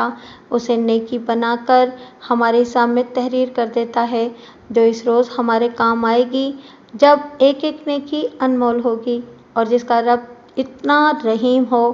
क्या वो किसी भी परेशानी में हिम्मत हारता अच्छा लगता है? नहीं, बिल्कुल नहीं, तुम ठीक कह रही हो। अनीका उठकर बैठ गई। सॉरी अल्लाह मियाँ। इसके ज़हन और दिल पर छा जाने वाले मायूसी के जाले गोया हवा में तहलील हो गए थे। इसे खिज़र की बहुत फिक्र थी, मगर इस एहसास ने कि 70 माओं जितनी मोहब्बत करने वाला रब खिज़र के साथ है, इसकी तकलीफ़ बहुत हद तक कम कर दी थी। अगले 3-4 दिन सुस्त रवि से गुजरे थे। अनीका का ज़ख्म तेज़ी से बढ़ रहा था। डॉक्टर और ज़रीन की कोशिशों से अब वो चलने फिरने लगी थी। इसके ज़ख्मी होने की खबर एक बार फिर डीएसपी खिज़र इब्राहिम की गुमशुदगी के मामले को मीडिया में ज़िंदा कर गई थी। कई लोगों ने इससे राब्ते की कोशिश भी की थी, हत्ता कि एक अपोजिशन पार्टी की तरफ से इस हवाले से वॉक की ऑफ़र भी की गई थी, मगर अनीका फ़िलहाल किसी से भी कोई बात नहीं करना चाहती थी। इसे नए सिरे से अपना लाहे अमल तय करना था। तो तुम ये मशहूर करना चाहती हो कि वो यूएसपी तुमको मिल गई है? ज़रीन ने पूछा। हाँ, क्योंकि इसके सिवा और कोई तरीका नहीं है हमारे पास। मगर इस तरह वो तुम पर दोबारा हमलावर होंगे, ज़रीन ने गोया खबरदार किया। हाँ, मगर हम इसके लिए तैयार होंगे इस बार, गालिब बोला। इस तरह हो सकता है कि कोई हकीकी क्लू या रास्ता मिल जाए। जी, मैंने भी यही सोचा है। जब तक इनमें से कोई सामने नहीं आता, हम क्या कर सकते हैं? अनीका बोली। हाँ गालिब, पुलिस को इस हमलावर के हुलिये से कोई पहचान मिली? नहीं, उन्होंने इस केस से कोशिश की है, मगर वो कोई आती मुजरिम या कम से कम कोई ऐसा मुजरिम नहीं है जिसका रिकॉर्ड मौजूद हो, गालिब बोला। अच्छा, फिर हम यही करते हैं, अनीका ने जवाब दिया। तो तुम ये खबर किस तरह फैलाओगी? ज़रीन ने पूछा। किसी मीडिया पर इंटरव्यू देकर किलर खुद भी कोशिश करेंगे कि ये चीज़ देखें। अनिका ने जवाब दिया। अच्छा, कोई दूसरा रास्ता तो है नहीं? जर्री कुछ सोचते हुए बोली। हाँ जर्री, कोई दूसरा रास्ता नहीं है, अनिका मजबूत लहजे में बोली। मगर अगली ही सुबह इन्हें दूसरा रास्ता मिल गया था। रात वो तीनों ही बहुत देर तक जागते रहे, इसलिए सुबह देर तक सोते रहे। अनिका की आंख फोन की तेज आवाज से खुली थी। वो हड़बड़ा कर उठी। पहले इसने फोन को नजरअंदाज करने के बारे में सोचा, फिर इसे याद आया कि कल से फोन का फायर आईडी ठीक से काम नहीं कर रहा है। न जाने ये किसका फोन हो और मिस हो जाए। यही सोचकर उसने हाथ बढ़ाया और रिसीवर उठा लिया। अनिका खिज़र इब्राहिम। दूसरी तरफ से फंसी फंसी आवाज में उसका पूरा नाम लिया गया। जी मैं बोल रही हूँ, उसने जवाब दिया। क्या तुम डीएसपी खिज़र इब्राहिम के बारे में जानना चाहती हो? इस सवाल ने उसकी आंखें खोल दी थीं। हवासों पर से नींद की धुंध एकदम मिटा डाली थी। बिल्कुल, मैं जानना चाहती हूँ कि वो कहाँ है, कैसा है। क्या आप मेरी मदद कर सकते हैं? और आप कौन हैं? मैं तुम्हारा हमदर्द हूँ और तुम्हारे लिए इतना ही काफ़ी होना चाहिए, दूसरी तरफ से जवाब दिया गया। इस बार लहजा पहले से भी ज़्यादा सर्द था। मैं तुम्हें सिर्फ एक टिप दे सकता हूँ, और वो ये कि अगर तुम वाकई इसको ढूंढना चाहती हो तो तुमको सीधे सैदपुर जाना चाहिए। इन जुमलों के साथ ही कॉल कट गई। हेलो हेलो, मेरी बात तो सुनो। अनिका फ़ोन बंद होने के बाद भी इज़्तिरारी तौर पर बोली थी। फिर उसने रिसीवर क्रेडल पर रख दिया। वो चंद लम्हे खामोशी से बैठी सोचती रही। ये कोई चाल भी हो सकती थी और फंदा भी, मगर इसे किसी भी हाल में खिज़र तक पहुंचना था और इसके लिए इसे जानना था कि इसकी गुमशुदगी की वजह क्या है। वो कौन लोग हैं जिन्होंने इसे गायब किया है और वो क्या चाहते हैं। वो जदीद दौर की शहज़ादी थी जिसके पास अपने सवालात के जवाब तलाश करने के लिए किसी हातिमताई की सहूलत मौजूद नहीं थी। इसे तारीख रास्ते का सफ़र खुद तय करना था और फिर वहीं से मंजिल का निशान भी ढूंढना था, और इस सब के लिए से ये खतरा मोल लेना ही था। सैदपुर शहर से 250 किलोमीटर की मुसाफत पर एक छोटा मगर जदीद सा शहरनुमा कस्बा था। यहाँ का बेहतर मौसम और मीलों पर फैला सफारी पार्क लोगों की तवज्जो का मरकज़ था। अनिका, जर्री और गालिब दोपहर के बाद वहाँ पहुँचे थे। गाड़ी के जरिए सफ़र ने इनकी चूलें हिला दी थीं। शहर के बेहतरीन होटल में इनकी बुकिंग थी। तय यही पाया था कि थोड़ा आराम करके बाहर निकला जाएगा। हम यहाँ तो पहुँच गए, मगर अब हम करें क्या? वो तीनों अनिका के कमरे में चाय पी रहे थे। इंतज़ार, यही हमारा ऑप्शन नंबर 1 भी है, 2 भी और 3 भी, गालिब सर हिलाते हुए बोला। वो हमदर्द यकीनन हम पर नज़र रखे हुए होगा और राब्ता भी करेगा। ये तो हुआ ऑडियंस पोल, मगर एक्सपर्ट राय की तो ज़रूरत पड़ेगी ना। जर्री अनिका की तरफ इशारा करते हुए बोली। तुम दोनों अपना ये कौन बनेगा करोड़पति बंद करो। अनिका मुस्कुराई। गालिब ठीक कह रहा है, मुझे भी यही उम्मीद है, मगर हम यहाँ बैठकर इंतज़ार नहीं करेंगे। हमें बाहर निकलना होगा, यहाँ के लोगों से मिलते हैं, देखते हैं कि यहाँ ऐसा है क्या। ठीक है, एक बात बताओ अनिका, क्या तुम और खिज़र पहले यहाँ कभी आए हो, या फिर इसने कभी तुमसे सैदपुर का जिक्र किया हो? गालिब ने पूछा। नहीं, आज तो कभी नहीं, और न ही खिज़र ने कभी जिक्र किया, अनिका सोचते हुए बोली। फिर यकदम इसके जहन में झमाका सा हुआ। मुमताज़ शाह, वो अचानक ज़ोर से बोली। कौन मुमताज़ शाह? जर्री ने पूछा। एक बार सैदपुर के हवाले से खिज़र ने किसी मुमताज़ शाह का नाम लिया था, इसके सिवा मुझे कुछ याद नहीं आ रहा। ये भी बहुत है, हम पता करते हैं कि मुमताज़ शाह कौन है, शायद इससे कुछ मालूमात हासिल हो सकें, गालिब ने पुरजोश अंदाज में कहा। और हाँ गालिब, तुम्हें कमिश्नर साहब ने जो नंबर दिया था इससे बात भी करनी है, अनिका ने याद दिलाया। सैदपुर के लिए निकलने से पहले अनिका पुलिस कमिश्नर जलालुद्दीन से बात करके निकली थी। पहले तो उन्होंने इसे रोकने की बहुत कोशिश की थी और उसके ना मानने पर सैदपुर पुलिस स्टेशन के अफसर का फ़ोन नंबर वगैरह दिया था और इनको पाबंद किया था कि वो वहां पहुंचकर इनके हवाले से इससे राब्ता कर लें, ताकि बवक्त ज़रूरत वो इन्हें फौरी तौर पर मदद फराहम कर सकें। अनिका ने दबे लफ्ज़ों में इंस्पेक्टर राहिल के बारे में अपने तहफ़्फ़ुज़ात से भी इन्हें आगाह किया था। Okay, I will see this, वो संजीदगी से बोले थे। جی میڈم، میں نے بات کر لی ہے انسپکٹر کامران سے، اس نے اپنے پورے تعاون کا یقین دلایا ہے۔ ہاں، اسی سے ممتاز شاہ کے بارے میں کیوں نہ جانا جائے؟ نہیں، انیکا کچھ سوچ کر بولی۔ دروازے پر ہونے والی دستک نے ان تینوں کو متوجہ کر لیا تھا۔ یس، غالب نے دروازہ کھولا تو ویٹر برتن لینے آیا تھا۔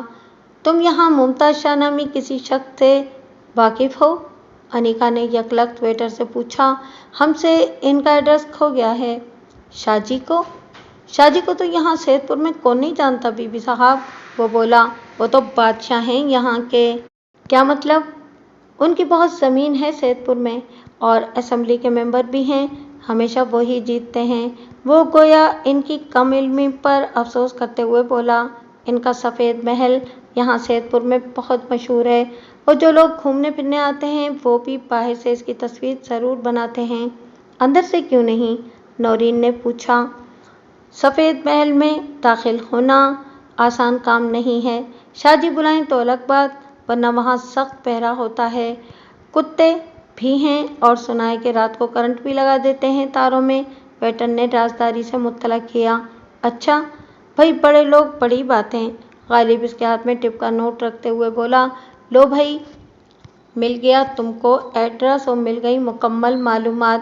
مجھے نہ جانے کیوں لگ رہا ہے کہ یہ بادشاہ صاحب ہی ہماری منزل ہو سکتے ہیں، مگر سوال یہ ہے کہ ان تک کیسے پہنچا جائے؟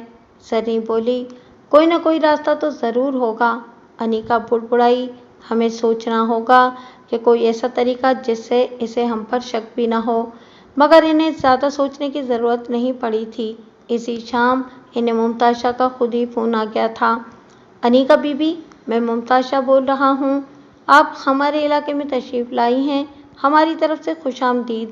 اس کے لہجے میں جاگیردارانہ تنتنا موجود تھا۔ آپ کا بہت شکریہ شاہ صاحب، ویسے آپ کو میری آمد کا کیسے علم ہوا؟ انیکا نے چبھتے ہوئے لہجے میں پوچھا۔ ہا ہا ہا، میں نے کہا نا یہ ہمارا علاقہ ہے، یہاں ہماری مرضی کے بغیر پرندہ بھی پر نہیں مار سکتا۔ ویسے مذاق سے ہٹ کر کمشنر صاحب سے بات ہوئی تھی، انہوں نے بتایا تھا کہ خضر صاحب کی اہلیہ یہاں آئی ہے، خیال رکھنے کو کہا ہے۔ خضر ہمارا دوست تھا، اس حوالے سے آپ بہت محترم ہیں۔ تھا مت کہیے شاہ صاحب، وہ بات کاٹ کر بولی۔ مگر مجھے تو بتایا گیا تھا کہ… چلیے چھوڑیے اس بات کو، اللہ کرے ایسا ہی ہو۔ آپ یہ بتائیے کہ کل آپ کس وقت ہمارے غریب خانے پر تشریف لا رہی ہیں؟ سفید محل پر؟ انیکا بے اختیار بولی۔ ارے واہ، آپ کو ہمارے بارے میں سب کچھ معلوم ہے، وہ کہا لگا کر بولا۔ جی ہاں، سفید محل، یہاں کے لوگ اسے سفید محل ہی کہتے ہیں۔ تو پھر صبح کتنے بجے گاڑی بھیجوں؟ گاڑی ہے ہمارے پاس، ہم خود آ جائیں گے۔ آپ بتائیے کہ آپ کس وقت فارغ ہیں؟ انیکا نے سنجیدگی سے کہا۔ یوں کریں کہ کل لنچ ہمارے ساتھ کریں، آپ بہت قابل وکیل ہیں، کمشنر صاحب نے آپ کی بہت تعریف کی ہے۔ یہ تو ان کی کرم فرمائی ہے۔ ٹھیک ہے، میں اپنے دونوں دوستوں کے ہمراہ کل 12 تک آپ کی طرف پہنچتی ہوں۔ ضرور، آپ کے دوست ہمارے خاص مہمان ہیں، چشمے ماں روشن دلِ ماں شاد، یوں بھی ہماری مہمان نوازی کی تو مثالیں دی جاتی ہیں، وہ قدرے تکبر سے بولا۔ فون بند ہونے کے بعد انیکا چند لمحوں تک آنکھیں بند کر کے اس آواز کو یاد کرنے کی کوشش کرتی رہی جس نے خود کو ہمدرد قرار دیا تھا، مگر وہ آواز ممتاز شاہ کی آواز سے یکسر مختلف تھی۔ تو ہم کل جا رہے ہیں، یہ اچھا ہوا جو اس کی خود کال آ گئی، زریں بولی۔ ہاں مگر ایک بات قابل غور ہے، کمشنر صاحب نے اسے انیکا کے بارے میں بتایا۔ نہ جانے کیوں اس وقت مجھے تمام ہی لوگ مشکوک نظر آ رہے ہیں، غالب نے سر جھٹکا۔ کچھ ایسی ہی کیفیت میری بھی ہے، انیکا بولی۔ بہرحال جو بھی ہوگا سامنے آ جائے گا۔ شام تک انہوں نے انسپکٹر کامران سے ملاقات کی، تھوڑی دیر کے لیے پارک میں چکر لگایا اور پھر ہوٹل واپس آ گئے۔ انسپکٹر کامران بہت اچھے مزاج کا، تعاون کرنے والا پولیس افسر تھا، اس کا شمار اچھے فرد شناس پولیس افسران میں ہوتا تھا۔ اس نے انہیں نہ صرف اپنے دفتری بلکہ ذاتی نمبر بھی دے دیے تھے اور پورا یقین دلایا تھا کہ دن رات کے کسی بھی لمحے، کسی بھی ایمرجنسی کی صورت میں وہ لمحوں میں ان تک پہنچنے کی کوشش کرے گا۔ खिज़िर इब्राहिम को मैं और मुझ जैसे मेरे कई साथी अपने रहनुमा की तरह देखते आए हैं। इन जैसे पुलिस फोर्स की शान है और इनके लिए कुछ करके मुझे बेइंतहा खुशी होगी। अनीका खुद को खासा थका हुआ महसूस कर रही थी, इसलिए वो जल्द ही खाना खाकर सोने के लिए लेट गई थी। वो न जाने कितनी देर सोती रही थी। इसकी आंख मोबाइल की बेल से खुली थी। स्क्रीन पर एक नामालूम नंबर चमक रहा था। पहले अनीका नामालूम नंबर से कम ही फ़ोन उठाया करती थी। इसके क्लाइंट जानते थे कि किसी इमरजेंसी से हटकर कॉल से पहले किया गया SMS राब्ते के लिए ज़्यादा कारगर साबित होता था। वो SMS देखकर इन्हें खुद ही कॉल कर लिया करती, मगर अब मामला दूसरा था। अब तो वो कॉल इस उम्मीद से उठाती थी कि शायद खिज़िर के बारे में कोई खबर मिल जाए। उसने कॉल रिसीव कर ली। उसके हेलो के जवाब में दूसरी जानिब खामोशी रही थी। फिर किसी का तवील कहकहा सुनाई दिया था। इस हंसी में इतनी सफ़्फ़ाकी थी कि एक लम्हे को तो अनीका का दिल लरस सा गया। कौन हो तुम? क्यों फ़ोन किया है?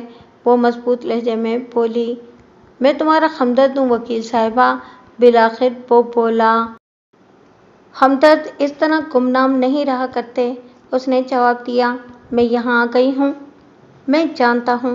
वैसे तुम जानती हो ना कि अक्सर मेहमान आते तो अपनी मर्जी से हैं, मगर वापस अपनी मर्जी से नहीं जा पाते, जैसा कि तुम्हारा शौहर खिज़िर बेचारा।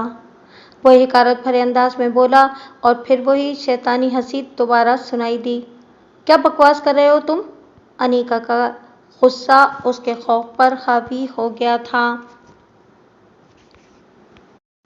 अरे रे, नाराज़ मत हो वकील साहिबा, मैंने तो तुम्हें खबरदार करने के लिए फ़ोन किया है। तुम्हें होशियार रहने की ज़रूरत है ना, बहुत ज़्यादा होशियार। उसकी आवाज़ सरगोशी में ढल गई और फिर लाइन बेजान हो गई। अनीका ने मोबाइल नीचे रखा तो उसके हाथ पैर कांप रहे थे। उसका दिल तेज़ तेज़ धड़क रहा था। क्या वो किसी ट्रैप का शिकार हो गई थी? क्या वो खिज़िर तक पहुंच भी पाएगी? और सबसे अहम सवाल जो इसका असल खौफ था और जिसके बारे में गुफ्तगू तो एक तरफ वो सोचना भी नहीं चाह रही थी, वो ये था कि खिज़िर कहाँ था और वो था भी कि नहीं। सफ़ेद महल वाकई किसी महल से कम नहीं था। कदीम तर्ज तामीर की शाहकार इस हवेली पर किया गया सफ़ेद रंग और फिर सुर्ख खपरेल ने इसे काबिल-ए-तीत बना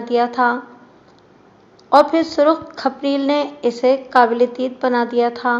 फर्श मार्बल से बना था, हत्ता कि सुतूनों तक को मार्बल से सजाया गया था। गेट से अंदरूनी दरवाजे तक पहुंचने में इन्हें कई मिनट लगे थे। इस लंबे से पोरिज वे पर कम से कम 15 से 20 गाड़ियां खड़ी की जा सकती थीं। इसके साथ ही खूबसूरत बाग नुमा लॉन था। महल की अंदरूनी सजावट भी देखने से ताल्लुक़ रखती थी। जिस हालनुमा कमरे में इन्हें पहुंचाया गया था, वो कीमती एंटीक सजावट और जदीद फैशन का मिक्सचर नज़र आ रहा था। दीवारों पर मुख्तलिफ सियासी रहनुमाओं और हुक्मरानों के साथ तस्वीर के ग्रुप्स लगे थे। वाकई ये घर के अलावा सब कुछ है, ज़रीन ने बैठते हुए सरगोशी की। महल, म्यूज़ियम, बाग।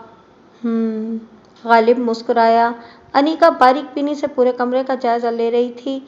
इसी दौरान में एक लंबा और भारी जिसामत वाला शख्स कमरे में दाखिल हुआ। उसके साथ 2 अफराद और थे। खुशामदीद। मोअज़्ज़िज़ मेहमानों का सफ़ेद महल में स्वागत है। मैं मुमताज़ शाह हूँ और ये मेरा छोटा भाई मुकर्रम शाह। वो अनीका और ज़रीन के सामने सर को हल्का सा सर खम करते हुए बोला। वो खासी बारूक शख्सियत का मालिक था। सांवली रंगत, मोटी मोटी सी आँखें, चेहरे पर मौजूद घनी दाढ़ी और लंबी लंबी मूँछों ने उसके जागीरदाराना लुक को तक़वियत दी थी। इसका भाई मुकर्रम शाह अपने भाई से बिल्कुल उलट नज़र आ रहा था। इसकी रंगत खासी साफ थी, हल्की सी दाढ़ी, चमकती हुई तेज़ तर्रार आँखें और चेहरे पर मुस्कुराहट मौजूद थी। शुक्रिया, बहुत खूबसूरत महल है आपका और बहुत बड़ा भी। अनीका इन्हें देखकर मुस्कुराई। मैं अनीका खिज़िर हूँ और ये ज़रीन और गालिब मेरे करीबी दोस्त। बहुत बहुत खुशी हुई कि आप लोग आए। खिज़िर से मेरी मुलाकात रहती है, बहुत काबिल पुलिस अफसर। वो कुछ बोलते बोलते रुका। शायद इसे अनीका की तंबीह याद आ गई थी। वो भरोसेमंद और ईमानदार। कमिश्नर साहब बहुत तारीफ करते हैं इसकी। रब करे कि वो जल्दी मिल जाए। आमीन, अनिका ने जवाब दिया। मुमताज शाह ने इन्हें बताया कि एक मौके पर खिज़िर ने इसकी बहुत मदद की थी, इसे नुकसान पहुंचने से बचाया था और वो इस हवाले से इसके एहसानमंद रहे हैं और ये कि वो अनिका की हर तरह से मदद के लिए भी तैयार हैं। खाना बहुत पुरतकल्लुफ़ था, मगर खाने के बाद हवेली की सैर ने सब कुछ हजम कर दिया था। हवेली बहुत शानदार थी। सबसे बड़ा कमाल ये था कि मुमताज शाह ने इसे बहुत अच्छी तरह मेंटेन कर रखा था। इसके बहुत से हिस्से तो ऐसे थे जिन्हें देखकर ये गुमान होता ही नहीं था कि ये किसी 100 साल से ज़्यादा कदीम हवेली का हिस्सा हैं। एक खासे बड़े हाल को जिम की शक्ल दी गई थी, जहाँ जदीद मशीनें मौजूद थीं। 3 घंटों के बाद वो वापसी के लिए निकले।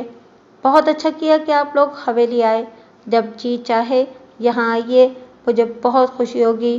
बल्कि हमारे इस महल के होते आपको होटल में ठहरने की भी क्या ज़रूरत है? मुमताज शाह ने रुखसत करते हुए बोला। शुक्रिया शाह साहब, वो भी तो आपके शहर का हिस्सा है। अनिका मुस्कुराई। हाँ, ये तो है। वो अपने बाएं कान की लो मसलता हुआ बोला। मेरी किसी भी मदद की ज़रूरत हो तो बस एक कॉल करें, किसी तकल्लुफ़ के बगैर। वो बोला। बहुत मेहरबानी, अनिका गाड़ी को स्टार्ट करते हुए बोली। मुकर्रम शाह इस पूरी मुलाकात में पस मंज़र में रहा था, मगर वाज़ेह तौर पर वो खासी दोस्ताना मिजाज का हामिल नज़र आ रहा था। मुमताज शाह के मुकाबले में वो खासा तालीम याफ्ता था और कारोबार कर रहा था। क्या कहती हो तुम इस मुमताज शाह के बारे में? रास्ते में गालिब ने अनिका से पूछा। खतरनाक आदमी है, बाअसर है, पैसे वाला है और शाहाना मिजाज का शख्स है, वैसे ही जैसे कि हमारे 90% जागीरदार होते हैं। अनिका ने जवाब दिया। वो जितना मिलनसार और मेहमान नवाज नजर आने की कोशिश कर रहा था, वैसा हरगिज नहीं है। हाँ, सच कह रही हो। इसका अंदाज यही बता रहा था कि वो सिर्फ हुक्म देने का आदी है। इसका भाई अलबत्ता खासा मुख्तलिफ है, ज़र्रीन बोली। मगर वो बड़े भाई से खासा दबता है। जाहिर है, जब बड़ा भाई डॉन हो तो डरना तो पड़ता ही है, ज़र्रीन बोली। अनिका मुस्कुराई। उसने अब तक इन दोनों को रात वाली फ़ोन कॉल के बारे में कुछ नहीं बताया था। मुमताज शाह से मुलाकात के दौरान उसने उसे जता दिया था कि वो वहाँ खिज़िर की तलाश में आई है और अब जल्द ही इस तक पहुँचने वाली थी। वो चाहती थी कि अगर इस सब के पीछे इसका हाथ है तो वो जल्द से जल्द कोई कदम उठाए। मगर सैदपुर ही क्यों? आपको ऐसा क्यों लगा है कि यहाँ से आपको खिज़िर के बारे में मालूमात मिल सकती हैं? उसने पूछा था। क्योंकि मुझे कुछ सबूत मिले हैं और इनकी रोशनी में मैं यहाँ तक आई हूँ। इसने इन जुमलों पर उसके चेहरे की तरफ गौर से देखा था, मगर वहाँ वही बेपरवाही थी। यूँ लग रहा था कि जैसे इसको इस पूरे मामले की कोई खबर ही न हो, या फिर वो बहुत अच्छा अदाकार था। बहरहाल वो अपना काम कर आई थी। अगर खिज़िर की गुमशुदगी का कोई ताल्लुक मुमताज शाह से था तो इसकी इन बातों के बाद इसकी तवज्जो इन पर होनी चाहिए थी और यूँ हकीकत खुलने की उम्मीद की जा सकती थी। रात गए तक उसके जहन से इस फ़ोन कॉल का तासुर ज़ाहिल नहीं हुआ था। वो शैतानी हंसी उसके हवासों पर सवार थी। उसने गुफ्तगू के दौरान में मुमताज शाह की आवाज़ और लहजे पर खासा ध्यान दिया था। ये तय था कि वो फ़ोन उसने नहीं किए थे, मगर इस जैसे शख्स के लिए किसी से फ़ोन करवाना क्या मुश्किल था? वो हमदर्द कौन था और क्यों इसके साथ चूहे बिल्ली वाला खेल खेल रहा था? इस सब से उसे क्या हासिल था? वो मुसलसल यही सोच रही थी। अगला रोज़ खामोशी से गुजर गया। उन्होंने कुछ लोगों से मुलाकातें की थीं। इंस्पेक्टर कामरान से भी बात हुई थी। गुज़िश्ता एक माह में किसी ने भी खिज़िर को सैदपुर में नहीं देखा था। वो सख्त ज़हनी दबाव का शिकार थी। इंतज़ार यूँ ही बहुत मुश्किल होता है, फिर एक ऐसा इंतज़ार जिसमें किसी भी बात के होने का कोई यकीन या टाइम फ्रेम या प्लान मौजूद न हो, आसाब को तोड़ने के लिए काफ़ी होता है। इसीलिए इसने शाम में गालिब और ज़र्री को बहुत इसरार के साथ बाहर घूमने फिरने भेजा था। वो तो इसे भी साथ ले जाने पर मुसिर थे, मगर वो दर हकीकत थकन महसूस कर रही थी, इसलिए उसने आराम करना मुनासिब समझा था। तुम लोगों को घबराने की बिल्कुल ज़रूरत नहीं है। मैं होटल में महफूज हूँ, यूँ भी मैं आराम करना चाहती हूँ। तुम लोग जाओ, थोड़ा रिलैक्स करो। वो इनके इसरार पर हतमी अंदाज में बोली थी। ان کو गए 1-1.5 घंटा ही हुआ था। मुख्तसर से आराम के बाद अनीका खुद को कतरे फ्रेश महसूस कर रही थी जब मुकर्रम शाह की कॉल आई। मैडम, भाई साहब आपसे मिलना चाहते हैं। सलाम दुआ के बाद उसने बताया। शाह साहब, कब? अभी, मुकर्रम शाह ने जवाब दिया। अभी, इसी वक्त? मगर इस वक्त तो जरी वगैरह बाहर हैं, मेरे पास गाड़ी नहीं है। क्या ये नहीं हो सकता कि हम सुबह मिल लें? असल में वो सिर्फ आपसे ही मिलना चाहते हैं, वो कुछ हिचकिचाते हुए बोला। इन्हें शायद खिज़र साहब के हवाले से कोई ख़ास बात मालूम हुई है और वो चाह रहे हैं कि अभी वो बात किसी और को मालूम ना हो। अगर इन्हें कल 3-4 रोज़ के लिए शहर से बाहर न जाना होता तो मैं खुद आपको कल ही कॉल करता, वो तफसील बताते हुए बोला। ओह, अगर ऐसी बात है तो मैं आ रही हूँ। खिज़र का नाम सुनकर अनीका खड़ी हो गई। मैंने आपके लिए गाड़ी भेज दी है, आप तशरीफ़ ले आइए। भाई साहब ने कहा है कि फ़िलहाल इस मुलाकात को राज ही रखिएगा। मुकर्रम शाह ने गुफ्तगू मुकम्मल करके फ़ोन बंद कर दिया। अनीका 5 मिनट में तैयार हो गई थी। बिलाखिर इंतज़ार के बादल छटे तो थे, मामला कुछ आगे बढ़ा था। बाकी रहा सवाल खतरे का, तो वो तो खतरे का सामना करने के लिए ही यहाँ आई थी। उसने गालिब और ज़र्री को कॉल करने की कई बार कोशिश की, मगर शायद वो किसी ऐसी जगह थे जहाँ सिग्नल कम या नापैद थे। रिसेप्शन से गाड़ी आने की इत्तला पर उसने इन दोनों को अपना प्रोग्राम SMS कर दिया था। वो ये नहीं चाहती थी कि वो इसकी गैर मौजूदगी से परेशान हो जाएं और फिर प्रोग्राम प्लान दिए बगैर जाना भी गलत था। वो अब खिज़र की तरह सोचने लगी थी। सिक्योरिटी टिप्स के मुताबिक किसी न किसी को आपकी नक्ल हरकत का सारा इल्म होना चाहिए। उसके कानों में खिज़र की आवाज़ गूंजी तो वो बेख्तियार मुस्कुरा दी। सियाह चमकदार गाड़ी की आरामदेह नशिस्त पर बैठने तक वो मुतज़ाद सोचों में घिरी हुई थी। वो सही कर रही थी या गलत, ये वो नहीं जानती थी, मगर उसे ये ज़रूर मालूम था कि शायद वो अपनी मंजिल के करीब आ रही थी। जब वो सियाह कार सफ़ेद हवेली के आलीशान गेट में दाखिल हुई, अंधेरा छा चुका था। आसमान पर पूरा चांद अपनी रोशनी बखेर रहा था। पूरा चांद या माह कामिल, जो ज़मीन पर बसने वाली की ज़िंदगियों पर असरअंदाज होने की पुरअसरार ताकत रखता था। ज्वार भाटा चाहे समंदरों में हो या इंसानी ज़हन दिल में, चांद से किसी न किसी तरह जुड़े होते हैं। पूरे चांद की रात समंदर बेकाबू हो जाते हैं तो इंसान जो खुद 70% पानी से कशीद है, इससे कैसे बच सकता है? मगर अनीका इस वक्त ना तो चांद को देख पाई थी, न इसकी चमकती चांदनी को। इसका जहन मुसलसल खिज़र के बारे में सोच रहा था। इस बार इसे एक कदरे छोटे ड्राइंग रूम में बिठाया गया था। चंद लम्हों में ही मुकर्रम शाह कमरे में दाखिल हुआ। भाई साहब बस आ रहे हैं, सलाम दुआ के बाद उसने अदब से बताया। असल में इनके कोई सियासी दोस्त अचानक आ गए हैं, वो इनको रुखसत करके आया ही चाहते हैं। आप इस दौरान चाय लेंगी या कॉफ़ी? काफ़ी ठीक रहेगी, अनीका बोली। इसे मुमताज़ शाह का शिद्दत से इंतज़ार था। बिल्ली थैले से बाहर आने ही वाली थी। काफ़ी के दौरान में वो और मुकर्रम शाह इधर उधर की गुफ्तगू करते रहे थे। मुकर्रम शाह कई ममालिक का सफ़र कर चुका था। वो इसी हवाले से मुल्क में तालीम की सूरत हाल पर बात कर रहे थे कि वो चौंकी। मुकर्रम शाह सोफ़े पर बैठे बैठे सो गया था। अरे, आपको क्या हुआ? वो बोली। मुकर्रम साहब, इस बार उसकी अपनी आवाज़ इसे खुद भी अजनबी सी लगी। उसने उठकर दरवाजे की तरफ जाना चाहा, मगर कमरा, दरवाज़ा, सोफ़ा सब अचानक ऊपर नीचे हो गए थे। उसका सर बुरी तरह चकरा रहा था। अनीका ने हाथ बढ़ाकर किसी गैर मरई चीज़ का सहारा लेने की कोशिश की और फिर नाकाम होने पर लड़खड़ाती हुई कालीन पर ढेर हो गई। महाकाल का जादू चल गया था। इसे होश आया तो वो किसी नीम अंधेरी जगह पर एक आराम कुर्सी पर नीम तराज थी। एक लम्हे को तो इसकी समझ में कुछ नहीं आया कि वो कहाँ है, क्यों है, और इससे बढ़कर ये कि वो है कौन। फिर जैसे ही कुछ संभली, इसे कॉफ़ी और फिर मुकर्रम शाह याद आया। उसने खड़े होने की कोशिश की। इस बार वो इसमें कामयाब रही, मगर अब भी उसका सर चकरा रहा था। न जाने वो कब से यहाँ थी। इसका वॉलेट, फ़ोन, कुछ भी उसके पास नहीं था। वो लड़खड़ाती हुई दरवाजे की जानिब बढ़ी। अभी वो चंद कदम ही चली थी कि किसी चीज़ से टकरा कर गिर पड़ी। वो मुकर्रम शाह था। वो भी इसी कमरे में ज़मीन पर बेहोश पड़ा था। उठिए, उसने उसे झंझोड़ डाला। वो शायद कोई बहुत ज़ूद असर दवा थी जो इन्हें दी गई थी। मुकर्रम शाह उसके झंझोड़ने पर उठ बैठा था। चंद लम्हे वो इसे खाली ज़हनी की कैफियत में देखता रहा और फिर उछल पड़ा। ये सब क्या है? हम कहाँ हैं? ये आपने क्या किया है? भाई साहब कहाँ हैं? वो सवालात पर सवालात दागे जा रहा था। ये तो आप मुझे बताएंगे। आपने मुझे बुलाया, वो काफ़ी भी आपके घर में आपके लोगों ने ही बनाई थी। अनीका जहर भरे लहजे में बोली, और शायद ये जगह भी आपकी हवेली का ही हिस्सा है। और कमाल ये है कि आप सवालात भी मुझसे ही कर रहे हैं। ओह! मुकर्रम शाह ने दोनों हाथों से सर पकड़ लिया। ये क्या हुआ है? भाई साहब आपसे मिलना चाहते थे और फिर ये सब? मैं खुद नहीं समझ पा रहा। मैं समझाऊं आपको? अनीका हल्के से कुर्राई।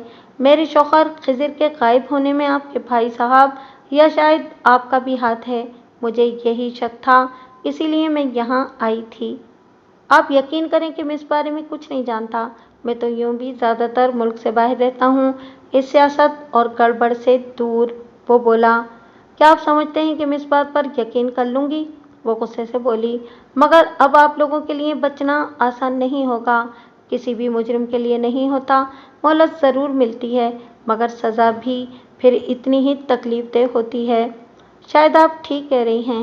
मुकर्रम शाह ने तकलीफ से आंखें बंद कर लीं। शायद भाई साहब का कोई मामला है। मगर मुझे क्यों यहाँ डाला गया है? शायद आपके मामले के साथ उन्होंने मेरा पत्ता भी साफ करने का फैसला कर लिया है। वो दुख से बोला। आपका पत्ता? आपके भाई होते हुए? अच्छी कहानी है। वो मेरे सगे भाई नहीं हैं, हम दोनों सौतेले भाई हैं। मेरी उनकी कभी नहीं बनी। वो इंसान को इंसान नहीं समझते, इसीलिए मैं ज़्यादातर मुल्क से दूर रहता हूँ। मगर मगर वो बहुत दूर की सोचते हैं। मेरी यकीन दहानियों के बावजूद शायद इन्हें एतबार नहीं हुआ कि मुझे उनकी जायदाद का लालच नहीं है। अनीका बेयकीनी से उसे देख रही थी। उसको यहाँ देखकर वो खुद भी हैरान थी। इसे याद था कि खुद बेहोश होने से पहले उसने मुकर्रम शाह को बेहोश होते देखा था। आपका मतलब है कि जायदाद के लिए? जायदाद के लिए वो आपको अपने रास्ते से हटाना चाहते हैं? हाँ, इनके लिए ये कोई मसला भी नहीं है। इनके बंदे किसी मच्छर की तरह बंदे को मार डालते हैं। वो गोया लरस कर बोला। क्या आप खिज़िर के बारे में कुछ जानते हैं? उसने उम्मीद से पूछा। नहीं, मुकर्रम शाह बोला। भाई साहब ऐसे मामलात में मुझसे बात नहीं करते। सवाल ये है कि अब हम क्या करें? वो आपको यहाँ लाए हैं, इसका मतलब है कि वो आपसे कुछ चाहते हैं। क्या आप जानती हैं कि ये क्या मामला हो सकता है? मुकर्रम शाह के सवाल पर अनीका ने नज़र डालकर उसे देखा। इसमें मौजूद वकील ने करवट ली। शायद, वो धीरे से बोली। शायद? मगर क्या? मुकर्रम ने कतरे बेसब्री से पूछा। पता नहीं, मगर कुछ तो होगा इसके दिमाग में। ये आपका भी घर है। क्या आपको कोई ऐसा रास्ता मालूम है जिसकी मदद से हम यहाँ से बाहर निकल सकें? अनीका ने पूछा। वो सख्त परेशान थी। इसे मुमताज़ शाह पर शक था, मगर इसे इस तरह के रास्ते इक़दाम की उम्मीद नहीं थी। मगर अगरचे वो सररीन और गालिब को एसएमएस करके आई थी जिसमें इसने इन्हें तफसील बता दी थी, मगर अब इस नीम अंधेरे कमरे की कैद में इसे अपनी ये पेशबीनी कम महसूस हो रही थी। क्या होगा अगर वो मैसेज इन्हें ना मिल पाए या फिर देर से मिले? और फिर क्या वो एक पैगाम के हवाले से मुमताज़ शाह जैसी मजबूत शख्सियत का कुछ बिगाड़ पाएंगे? क्या खिज़िर के बाद वो भी दुनिया से गायब हो जाएगी? जहन में उभरते डूबते सवालात उसे तंग कर रहे थे। मैंने ये कमरा पहले कभी नहीं देखा। मुकर्रम शाह खड़े होते हुए बोला। वैसे यकीनन हमें अगर यहाँ रखा गया है तो इसका मतलब यही है कि कोई न कोई राब्ता ज़रूर करेगा। कोई है? उसने दरवाज़ा बचाया और ज़ोर से आवाज़ दी। मुझे पानी दरकार है। मैडम फिर बेहोश हो गई है। वो ज़ोर ज़ोर से आवाज़ दे रहा था, मगर उसकी आवाज़ सदा बसहरा साबित हो रही थी। फिर चंद लम्हों बाद दरवाजे पर आहट महसूस हुई और किसी ने दरवाज़ा खोला। क्या बात है? एक उजड़ सा गार्ड कमरे में दाखिल हुआ। पीने का पानी कमरे में है, वो बोला। हमें यहाँ क्यों लाया गया है? क्या तुम मुझे नहीं पहचानते? मुकर्रम शाह उसके सामने खड़ा होते हुए बोला। साहब, हम हुक्म का गुलाम है और हमको हुक्म है कि अगर आप गड़बड़ करो तो आपको गोली मार दी जाए, इसलिए गड़बड़ नहीं करो। वो उखड़ अंदाज में बोला और कमरे से बाहर निकल आया। अनीका खामोशी से इन दोनों को देखती रही। یہ معاملہ ضرورت سے زیادہ سنجیدہ ہے۔ بھائی صاحب اگر اس حد تک جا رہے ہیں تو یقیناً کوئی بہت اہم چیز ہے جس کے حوالے سے وہ آپ سے بات کرنا چاہتے ہیں۔ اگر آپ مناسب سمجھیں تو مجھے بتائیں تاکہ ہم کوئی راستہ نکال سکیں۔ بالکل بالکل راستہ نکالنا ہوگا، وہ بولی۔ آپ جانتے ہیں کہ میرے شوہر پولیس افسر ہیں، انہوں نے کچھ ایسا جان لیا ہے جو یقیناً آپ کے بھائی صاحب کو بہت نقصان پہنچا سکتا ہے۔ خضر کو خریدا نہیں جا سکتا، یہ آپ کے بھائی صاحب جانتے ہیں، اس لیے انہوں نے اسے غائب کروا دیا ہے۔ ان کو لگتا ہے کہ اس کے علاوہ بھی دیگر ثبوت ہیں جو میرے پاس ہیں۔ اوہ، یہ معاملہ ہے۔ آپ کی بات سن کر مجھے یہ لگ رہا ہے کہ آپ کے پاس ثبوت نہیں ہیں، اس نے پوچھا۔ میں نے یہ کب کہا ہے؟ اور وہ اسے بغور دیکھتے ہوئے بولی، ثبوت ہیں؟ کیا اور کہاں؟ مکرم شاہ نے بے ساختہ پوچھا۔ یہ میں آپ کو نہیں بتا سکتی، انیکا نے صفائی سے کہا۔ اسی لمحے باہر سے کسی کے گرنے کی آواز آئی، پھر کسی نے دروازہ کھولا۔ شاہ نواز! آنے والے کو دیکھ کر مکرم شاہ کھڑا ہو گیا۔ تم یہاں کیسے پہنچے؟ مالک، جیسے ہی مجھے خبر پڑی میں بندے لے کر نیچے اتر گیا، مجھے ڈر تھا کہ آپ کو کچھ ہو نہ گیا ہو۔ اب نکلیں جلدی باہر، ابھی تو ہم نے سب کو قابو کر لیا ہے مگر آگے کا کچھ پتہ نہیں ہے، وہ تیزی سے بولا۔ آئیے میڈم، مکرم قدم بڑھاتے ہوئے بولا۔ یہ کیا جگہ ہے؟ انیکا نے کمرے سے نکلتے ہوئے پوچھا۔ حویلی کا تہہ خانہ، مکرم نے جواب دیا۔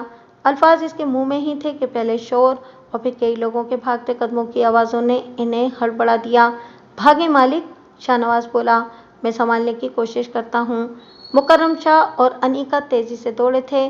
انیکا کو سمت کا کوئی علم نہیں تھا، وہ بس تیزی سے بھاگے جا رہی تھی۔ چند لمحوں بعد اسے احساس ہوا کہ اس گڑبڑ میں شاید وہ کسی غلط راہداری میں مڑ گئی تھی۔ اب اس کے ساتھ مکرم شاہ نہیں تھا، نہ ہی کوئی آواز آ رہی تھی۔ خوف گویا اس کے رگوں پہ میں دوڑ رہا تھا۔ تہہ خانہ بھی بہت سلیقے سے بنایا گیا تھا، ہوٹل کے طرز کی لابی نما راہداری، دیواریں اور پھر دروازے، مگر کسی بھی دروازے کو کھولتے ہوئے ڈر محسوس ہو رہا تھا کہ نہ جانے یہاں کون سا پینڈورا باکس کھل جائے۔ انیکا تیز تیز قدموں سے آگے بڑھ رہی تھی۔ لابی کے اختتام پر ایک دروازہ تھا جہاں سے ہلکی سی روشنی آتی ہوئی محسوس ہو رہی تھی۔ اس نے ڈرتے ڈرتے اس کی کنڈی کو ہاتھ لگایا، دروازہ مقفل نہیں تھا۔ اس نے دروازے کو ہلکا سا دھکا دیا اور وہ کھلتا چلا گیا۔ یہ ایک چھوٹا سا کمرہ تھا جس میں زمین پر ایک جانب بستر لگا ہوا تھا جس کے سرانے کے پاس پانی کا کولر تھا۔ کمرے میں ایک 2 سیٹر صوفہ موجود تھا، بستر پر کوئی سو رہا تھا۔ انیکا نے اپنے پیچھے دروازہ بند کیا اور دبے پاؤں آگے بڑھی۔ وہ بستر کے قریب پہنچی تھی کہ لیٹے ہوئے شخص نے کروٹ لی۔ کون ہے؟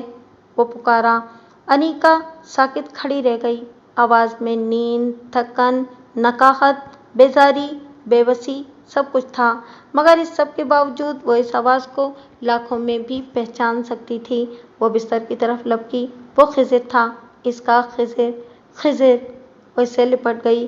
تم ٹھیک ہو؟ شکر ہے اللہ کا، تم کو ذرا احساس نہیں تھا کہ میں کس قدر پریشان تھی، وہ روتے ہوئے بولے جا رہی تھی۔ انیکا! خضر بھی شاک کی سی حالت میں تھا، وہ خاصا کمزور نظر آ رہا تھا، چہرے پر ایک زخم کا نشان بھی تھا۔ تم یہاں کیسے آئیں؟ تم ٹھیک تو ہو نا؟ انیکا میری طرف دیکھو۔ ہاں، میں ٹھیک ہوں، میں اسے نہیں چھوڑوں گی۔ وہ ہاتھوں سے خضر کا چہرہ اور بال ٹٹول رہی تھی۔ تمہاری تسلی ہو گئی ہو تو اب میری بات کا جواب دو۔ وہ نہ جانے کتنے عرصے بعد مسکرایا تھا۔ خضر، یہ سب کیا ہوا ہے؟ انہوں نے تمہیں یہاں کیوں رکھا ہے؟ کیا چاہیے ان کو؟ یہ میں بتاؤں تو زیادہ بہتر ہوگا۔ دروازے سے آتی آواز نے ان دونوں کو چونکا دیا۔ پھر کسی نے بٹن دبایا اور کمرے کا نیم اندھیرا تیز چمکتی روشنی میں روشن ہو گیا۔ دروازے کے بیچوں بیچ مکرم شاہ کھڑا تھا، اس کے ہونٹوں پر شیطانی مسکراہٹ تھی۔ تم؟ انیکا بولی۔ ہاں میں، بیچارہ چھوٹا بھائی، بڑے سوتیلے ظالم جاگیردار بھائی کے مظالم کا شکار، وہ قہقہا مار کر ہنسا۔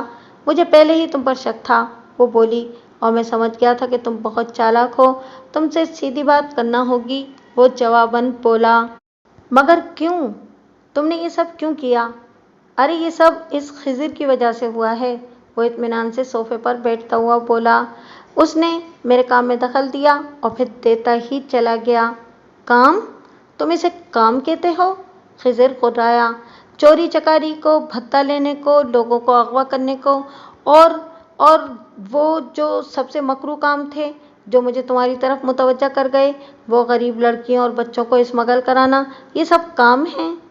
دنیا میں مختلف لوگ مختلف کام کرتے ہیں مسٹر خضر، تم تو شاید سوچ بھی نہیں سکتے کہ یہ کام کتنے پروفیٹیبل ہیں۔ وہ بے شرمی سے بولا، اگر تم مان جاتے تو جو چاہتے مل سکتا تھا، مگر تمہیں چڑھا ہے ایمانداری کا بخار، تو اس کا نتیجہ تو یہی ہونا تھا نا۔ میں نے تو اتنا لمبا چکر پالنے کا عادی ہی نہیں تھا۔ اگر تمہارے منہ سے اس USB کا نام نہ سن لیتا تو کب کا تمہیں ایکسپورٹ کر چکا ہوتا۔ وہ ہنسا، اس ثبوت کے مسئلے نے مجھے الجھا دیا سب کچھ۔ ڈر یہ تھا کہ پولیس افسر کی بیوی بھی وکیل تھی، اس لیے ثبوت کا حصول ضروری تھا۔ اس لیے تم نے میرے گھر پر بندہ بھیجا، مجھ پر حملہ کرایا، انیکا نے سرد لہجے میں کہا۔ حملہ؟ خضر نے بے چین ہو کر پوچھا۔ حملہ پلان میں نہیں تھا، مگر تم غلط وقت پر پہنچ گئیں، وہ سادگی سے بولا۔ خضر تو جانتا ہے کریم کو اسے چاقو استعمال کرنے کا کتنا شوق ہے، جو اس کے چہرے پر دیکھ رہی ہو نا زخم، وہ بھی کریم کا دیا ہوا ہے۔ اب تم کیا چاہتے ہو؟ انیکا نے پوچھا۔ واہ، رسی جل گئی، بل نہیں کیا۔ اور وہ دوسری مثال کیا ہے کہ رات بھر داستان سنی؟ سو پوچھا، زلیخا مرد تھی یا عورت؟ ارے وکیل صاحبہ، وہ ثبوت درکار ہے مجھے، سامنے کی بات ہے۔ اب تو میں نے تم دونوں کو ملوا بھی دیا، اب تو موت کا بھی زیادہ غم نہیں ہونا چاہیے تم دونوں کو۔ مگر ہاں، اگر مجھے ثبوت مل جائے اور خاموشی کا عہد بھی، تو میں تم دونوں کو چھوڑ بھی سکتا ہوں۔ یوں بھی میں یہ ملک چھوڑ کر جا رہا ہوں، لیکن اس سے پہلے مجھے وہ USB چاہیے، وہ قطعی انداز میں بولا۔ اور اگر وہ نہ ملے تو؟ خضر نے پوچھا۔ تو تم شاید مجھے سمجھے نہیں ابھی۔ مانتا ہوں کہ تم بہت بہادر اور برداشت کرنے والے ہو، مگر اگر 3rd ڈگری تمہارے بجائے اس نازک وکیل صاحبہ پر ہو اور وہ بھی تمہارے سامنے، تو کیا تم تب بھی برداشت کر لو گے؟ وہ اطمینان سے پوچھ رہا تھا۔ میں تمہاری جان لے لوں گا، خضر زنجیر سے بندھے ہاتھ کا مکہ بنا کر کرایا۔ دیکھو خضر، میں بتا چکا ہوں، فضول باتوں کا وقت نہیں ہے میرے پاس۔ جی انیکا بیوی، تو کہاں ہے وہ USB؟ ویسے جو میں نے ابھی آپ کے ہیرو صاحب سے کہا ہے وہ آپ کے لیے بھی ہو سکتا ہے۔ کریم آپ کی نظروں کے سامنے خضر کے جسم سے بوٹیاں کاٹ سکتا ہے، اس کام میں بہت لطف آتا ہے۔ وہ صفاقی سے بولا۔ نہیں، تم ایسا کچھ نہیں کرو گے، میں تمہیں وہ USB بھی دے دوں گی، انیکا بولی۔ یہ تم کیا کہہ رہی ہو انیکا؟ یہ اس کے بعد بھی ہمیں نہیں چھوڑے گا۔ کہاں ہے وہ USB؟ وہ خضر کو نظر انداز کرتا ہوا انیکا سے مخاطب ہوا۔ محفوظ ہے، میں خود ہی نکال سکتی ہوں، اور میں نے یہاں آنے سے قبل ایسا انتظام کر دیا تھا کہ اگر میں 10 روز تک واپس نہ آؤں تو وہ USB ان لوگوں تک پہنچ جائے گی جنہیں تم اس قید خانے میں بند نہیں کر سکو گے، انیکا نے سرد لہجے میں کہا۔ اوکے، تو پھر تم میرے ساتھ چلو گی اور خضر یہاں کریم کی کسٹڈی میں رہے گا، اور اگر تم نے ذرا بھی گڑبڑ کی تو کریم، اس نے جملہ ادھورا چھوڑ دیا۔ نہیں، یہ ڈیل اس طرح نہیں ہوگی، انیکا بولی۔ وہ USB تم کو مل جائے گی، تمہیں خضر کو بھی یہاں سے نکالنا ہوگا، ہم تمہارے راستے میں نہیں آئیں گے۔ تم یہ کیا کہہ رہی ہو انیکا؟ خضر زور سے بولا۔ بہت چالاک ہو تم، میں تم دونوں کو لے چلوں تاکہ تم مجھے چکمہ دے سکو۔ دیکھو مکرم شاہ، تم جانتے ہو کہ تمہاری زندگی اور آزادی کے لیے تمہیں وہ USB چاہیے اور مجھے خضر چاہیے۔ وہ USB اب خضر کے پاس نہیں ہے، میرے پاس ہے، اس لیے سودا بھی مجھ سے ہوگا، انیکا اطمینان سے بولی۔ میں جب یہاں آئی تھی تب اس سب کے لیے تیار ہو کر آئی تھی، مجھے یہ اندازہ نہیں تھا کہ میرا سامنا تم سے ہوگا یا ممتاز شاہ سے، مگر میں واپس نہ ہونے کی صورت میں تمہاری مکمل تباہی کو یقینی بنا کر آئی ہوں۔ تم جانتے ہو کہ میں غلط نہیں کہہ رہی۔ مکرم اسے چند لمحے گھورتا رہا۔ راحیل سچ کہہ رہا تھا کہ تم بہت مکار ہو۔ تم جانتی ہو، جس رات تم نے اسے فون کر کے بتایا تھا کہ تم کو USB بھی مل گئی ہے، وہ اسی روز تمہیں ٹپکانے کے چکر میں تھا۔ میں نے اسے روکا، غلطی ہو گئی مجھ سے، وہ کرایا۔ مجھے اسی پر شک تھا، انیکا متاثر ہوئے بغیر بولی۔ پھر وہ فون کالز آئیں، تب مجھے یقین ہو گیا کہ اب میں حقیقت تک پہنچ جاؤں گی۔ اس بات کی کیا ضمانت ہے کہ یہ منہ بند رکھے گا اور تم اپنی زبان پر قائم رہو گی؟ ضمانت ہماری اپنی زندگی ہے، ہم جانتے ہیں کہ ذرا سی بھی غلطی ہماری موت ہو سکتی ہے، اور ثبوت تو ہم دے ہی چکے ہوں گے۔ انیکا اپنا کیس بڑی مہارت سے لڑ رہی تھی۔ ٹھیک ہے، وہ چند لمحے بعد بولا، مجھے وہ USB بھی ہر قیمت پر چاہیے، مگر تم یاد رکھنا اگر ذرا بھی گڑبڑ ہوئی تو میرے آدمی تم دونوں کو اڑا دیں گے۔ ٹھیک ہے، تم سمجھ نہیں رہی ہو انیکا، یہ جو کچھ تم کر رہی ہو وہ غلط ہے، خضر کمزور سے لہجے میں بولا۔ تو یہاں اس طرح جان دینا بھی تو خودکشی کے زمرے میں آتا ہے خضر، اور میں زبان دے چکی ہوں، اب تم خضر کو کھولو، وہ مکرم سے بولی۔ کریم! مکرم کی آواز پر جو کمرے میں داخل ہوا، اسے دیکھ کر انیکا لرز سی گئی تھی۔ یہ وہی حملہ آور تھا جو اسے چاقو مار کر فرار ہوا تھا۔ خضر کو کھولو، تیاری کرو، ہم لوگ شہر جا رہے ہیں۔ کریم انیکا کو کینہ توز نظروں سے گھورتا ہوا خضر کی جانب بڑھا۔ اس نے لوہے کے کڑے کو خضر کے ہاتھوں اور پیروں سے نکالا۔ خضر اٹھ کر کھڑا ہوا۔ زنجیروں سے آزادی کے بعد اس طرح کھڑا ہونا بہت اچھا لگ رہا تھا۔ اس کا دل معبود کے آگے شکر گزاری کے سجدے میں گر پڑا۔ ان چند ہفتوں نے اسے ان نعمتوں کا شدید احساس دلایا جنہیں عام طور پر فار گرانٹڈ لیا جاتا ہے۔ اسی وقت ایک ساتھ کئی چیزیں ہوئی تھیں۔ تہخانہ یکدم آوازوں سے بھر سا گیا تھا، یوں لگ رہا تھا جیسے بہت سے لوگ وہاں دوڑ رہے ہوں۔ ان کے ساتھ ساتھ زرین اور غالب کی آوازیں بھی آ رہی تھیں، جو انیکا کا نام لے کر پکار رہے تھے۔ ممتاز شاہ کی ہدایات سنائی دے رہی تھیں جو وہ غالباً انیکا کی تلاش کے لیے دے رہے تھے۔ خضر نے اس ایک لمحے کا فائدہ اٹھا کر کریم کو دونوں بازوؤں میں دبوچ لیا تھا اور اس کا ہاتھ مروڑ کر اس کی جیب سے چاقو نکال پھینکا تھا۔ حالات کے ایک دم پلٹا کھانے سے مکرم شاہ گڑبڑا کر کھڑا ہو گیا تھا۔ انیکا درمیان سے ہٹ کر دروازے کے پاس پہنچ گئی تھی، مگر اس کے کھولنے سے پہلے ہی دروازہ ایک دھماکے سے کھل گیا تھا اور ممتاز شاہ اور غالب ایک ساتھ اندر داخل ہوئے تھے۔ ان کے پیچھے زرین، کامران اور پولیس کی نفری تھی۔ ممتاز شاہ نے اندر داخل ہو کر پہلی نظر انیکا پر اور دوسری خضر پر ڈالی تھی۔ اس کے بعد وہ مکرم شاہ کی طرف بڑھا تھا اور اس کے منہ پر ایک زوردار تھپڑ رسید کیا تھا۔ کامران اور غالب نے اسے وہاں سے ہٹایا۔ اس کا رعبدار چہرہ گہرے غم میں ڈوبا ہوا تھا۔ کچھ دیر بعد مکرم شاہ انسپکٹر کامران کے ساتھ اپنے نئے گھر کی جانب روانہ ہوا اور ممتاز شاہ کی شرمندگی اور معافی تلافی کے بعد وہ ہوٹل پہنچے۔ راستے میں خضر نے انہیں پوری داستان سنائی تھی۔ وہ 1 سال سے انسانی اسمگلنگ میں ملوث اس گینگ کے پیچھے تھا۔ تحقیقات کے دوران میں ان کے دیگر غیر قانونی دھندے بھی سامنے آتے چلے گئے تھے۔ بھتہ خوری سے لے کر اغوا برائے تاوان تک وہ سب دھندوں میں ملوث تھے۔ اب تک یہ گروہ سینکڑوں لڑکیوں اور بچوں کو ملک سے باہر بھیج چکے تھے۔ خضر کی تحقیقات کا سرا سفید محل سے مل رہا تھا۔ شروع میں وہ بھی سب کا ذمہ دار ممتاز شاہ کو ہی سمجھ رہا تھا، لیکن بعد میں اسے اندازہ ہوا کہ یہ سارا سرکس ممتاز شاہ کا سوتیلا پڑھا لکھا بظاہر نہایت بے ضرر بھائی مکرم شاہ چلا رہا ہے۔ جس روز اسے غائب کیا گیا، اس دن اس کے دفتر کے نمبر پر ایک کال آئی تھی جس میں اسے مکرم شاہ کی نئی ڈیل کی خبر ملی تھی۔ وہ اس کے لیے ہی مخبر سے ملنے سی ویو پہنچا تھا۔ انسپکٹر راہیل اس کے ساتھ تھا۔ رازداری کے پیش نظر اس نے کسی سے اس ملاقات کا ذکر نہیں کیا۔ سی ویو پر اس کے سر پر کسی نے بھاری چیز سے پیچھے سے وار کیا تھا اور پھر اسے قید خانے میں ہوش آیا تھا۔ جو مخبر اس کے لیے کام کر رہا تھا وہ پکڑا گیا تھا اور بعد میں اس کی ہی لاش کو خضر کی انگوٹھی اور گھڑی پہنا کر سمندر برد کر دیا گیا تھا۔ اگر خضر کے منہ سے مار پیٹ کے دوران یہ نہ نکل جاتا کہ اس کے پاس ان کے سارے جرائم کا ثبوت موجود ہے اور وہ ان کے سارے نیٹ ورک کو تباہ کر سکتا ہے، تو شاید وہ اسے بھی زندہ نہیں چھوڑتے۔ اس ایک بات نے مکرم کو اسے قید میں رکھنے پر مجبور کیا تھا۔ وہ ثبوت انہیں ہر حال میں درکار تھے۔ اس وجہ سے ہی اس پر کئی بار بہیمانہ تشدد بھی کیا گیا تھا۔ اگلی صبح بہت ہنگامہ پرور ثابت ہوئی تھی۔ مکرم شاہ کی گرفتاری کے بعد بڑے بڑے برج الٹے تھے۔ انسپکٹر راہیل بھی پکڑا گیا تھا۔ اخبارات ان کی داستانوں سے بھرے پڑے تھے۔ خضر، انیکا، زرین اور غالب اسی رات واپسی کے لیے نکل گئے تھے۔ اور تم جو سودا کر رہی تھی مکرم شاہ سے، تمہیں کچھ علم تھا کہ جو USB تم اسے دینے جا رہی ہو اس میں کیا ہے؟ خضر نے انیکا کو گھورا۔ ہاں، وہ سادگی سے بولی، میں نے وہ USB تمہارے جوتے سے نکال کر دیکھ لی تھی۔ اس میں کچھ بھی نہیں تھا۔ وہ اس کیس کو جیتنے کے لیے میرا چارہ تھا جس پر گندی مچھلی نے منہ مار دیا تھا۔ وہ چالاکی سے مسکرائی۔ اف، یہ چالاک بی بی، خضر دہائی دینے کے انداز میں بولا۔ کیوں؟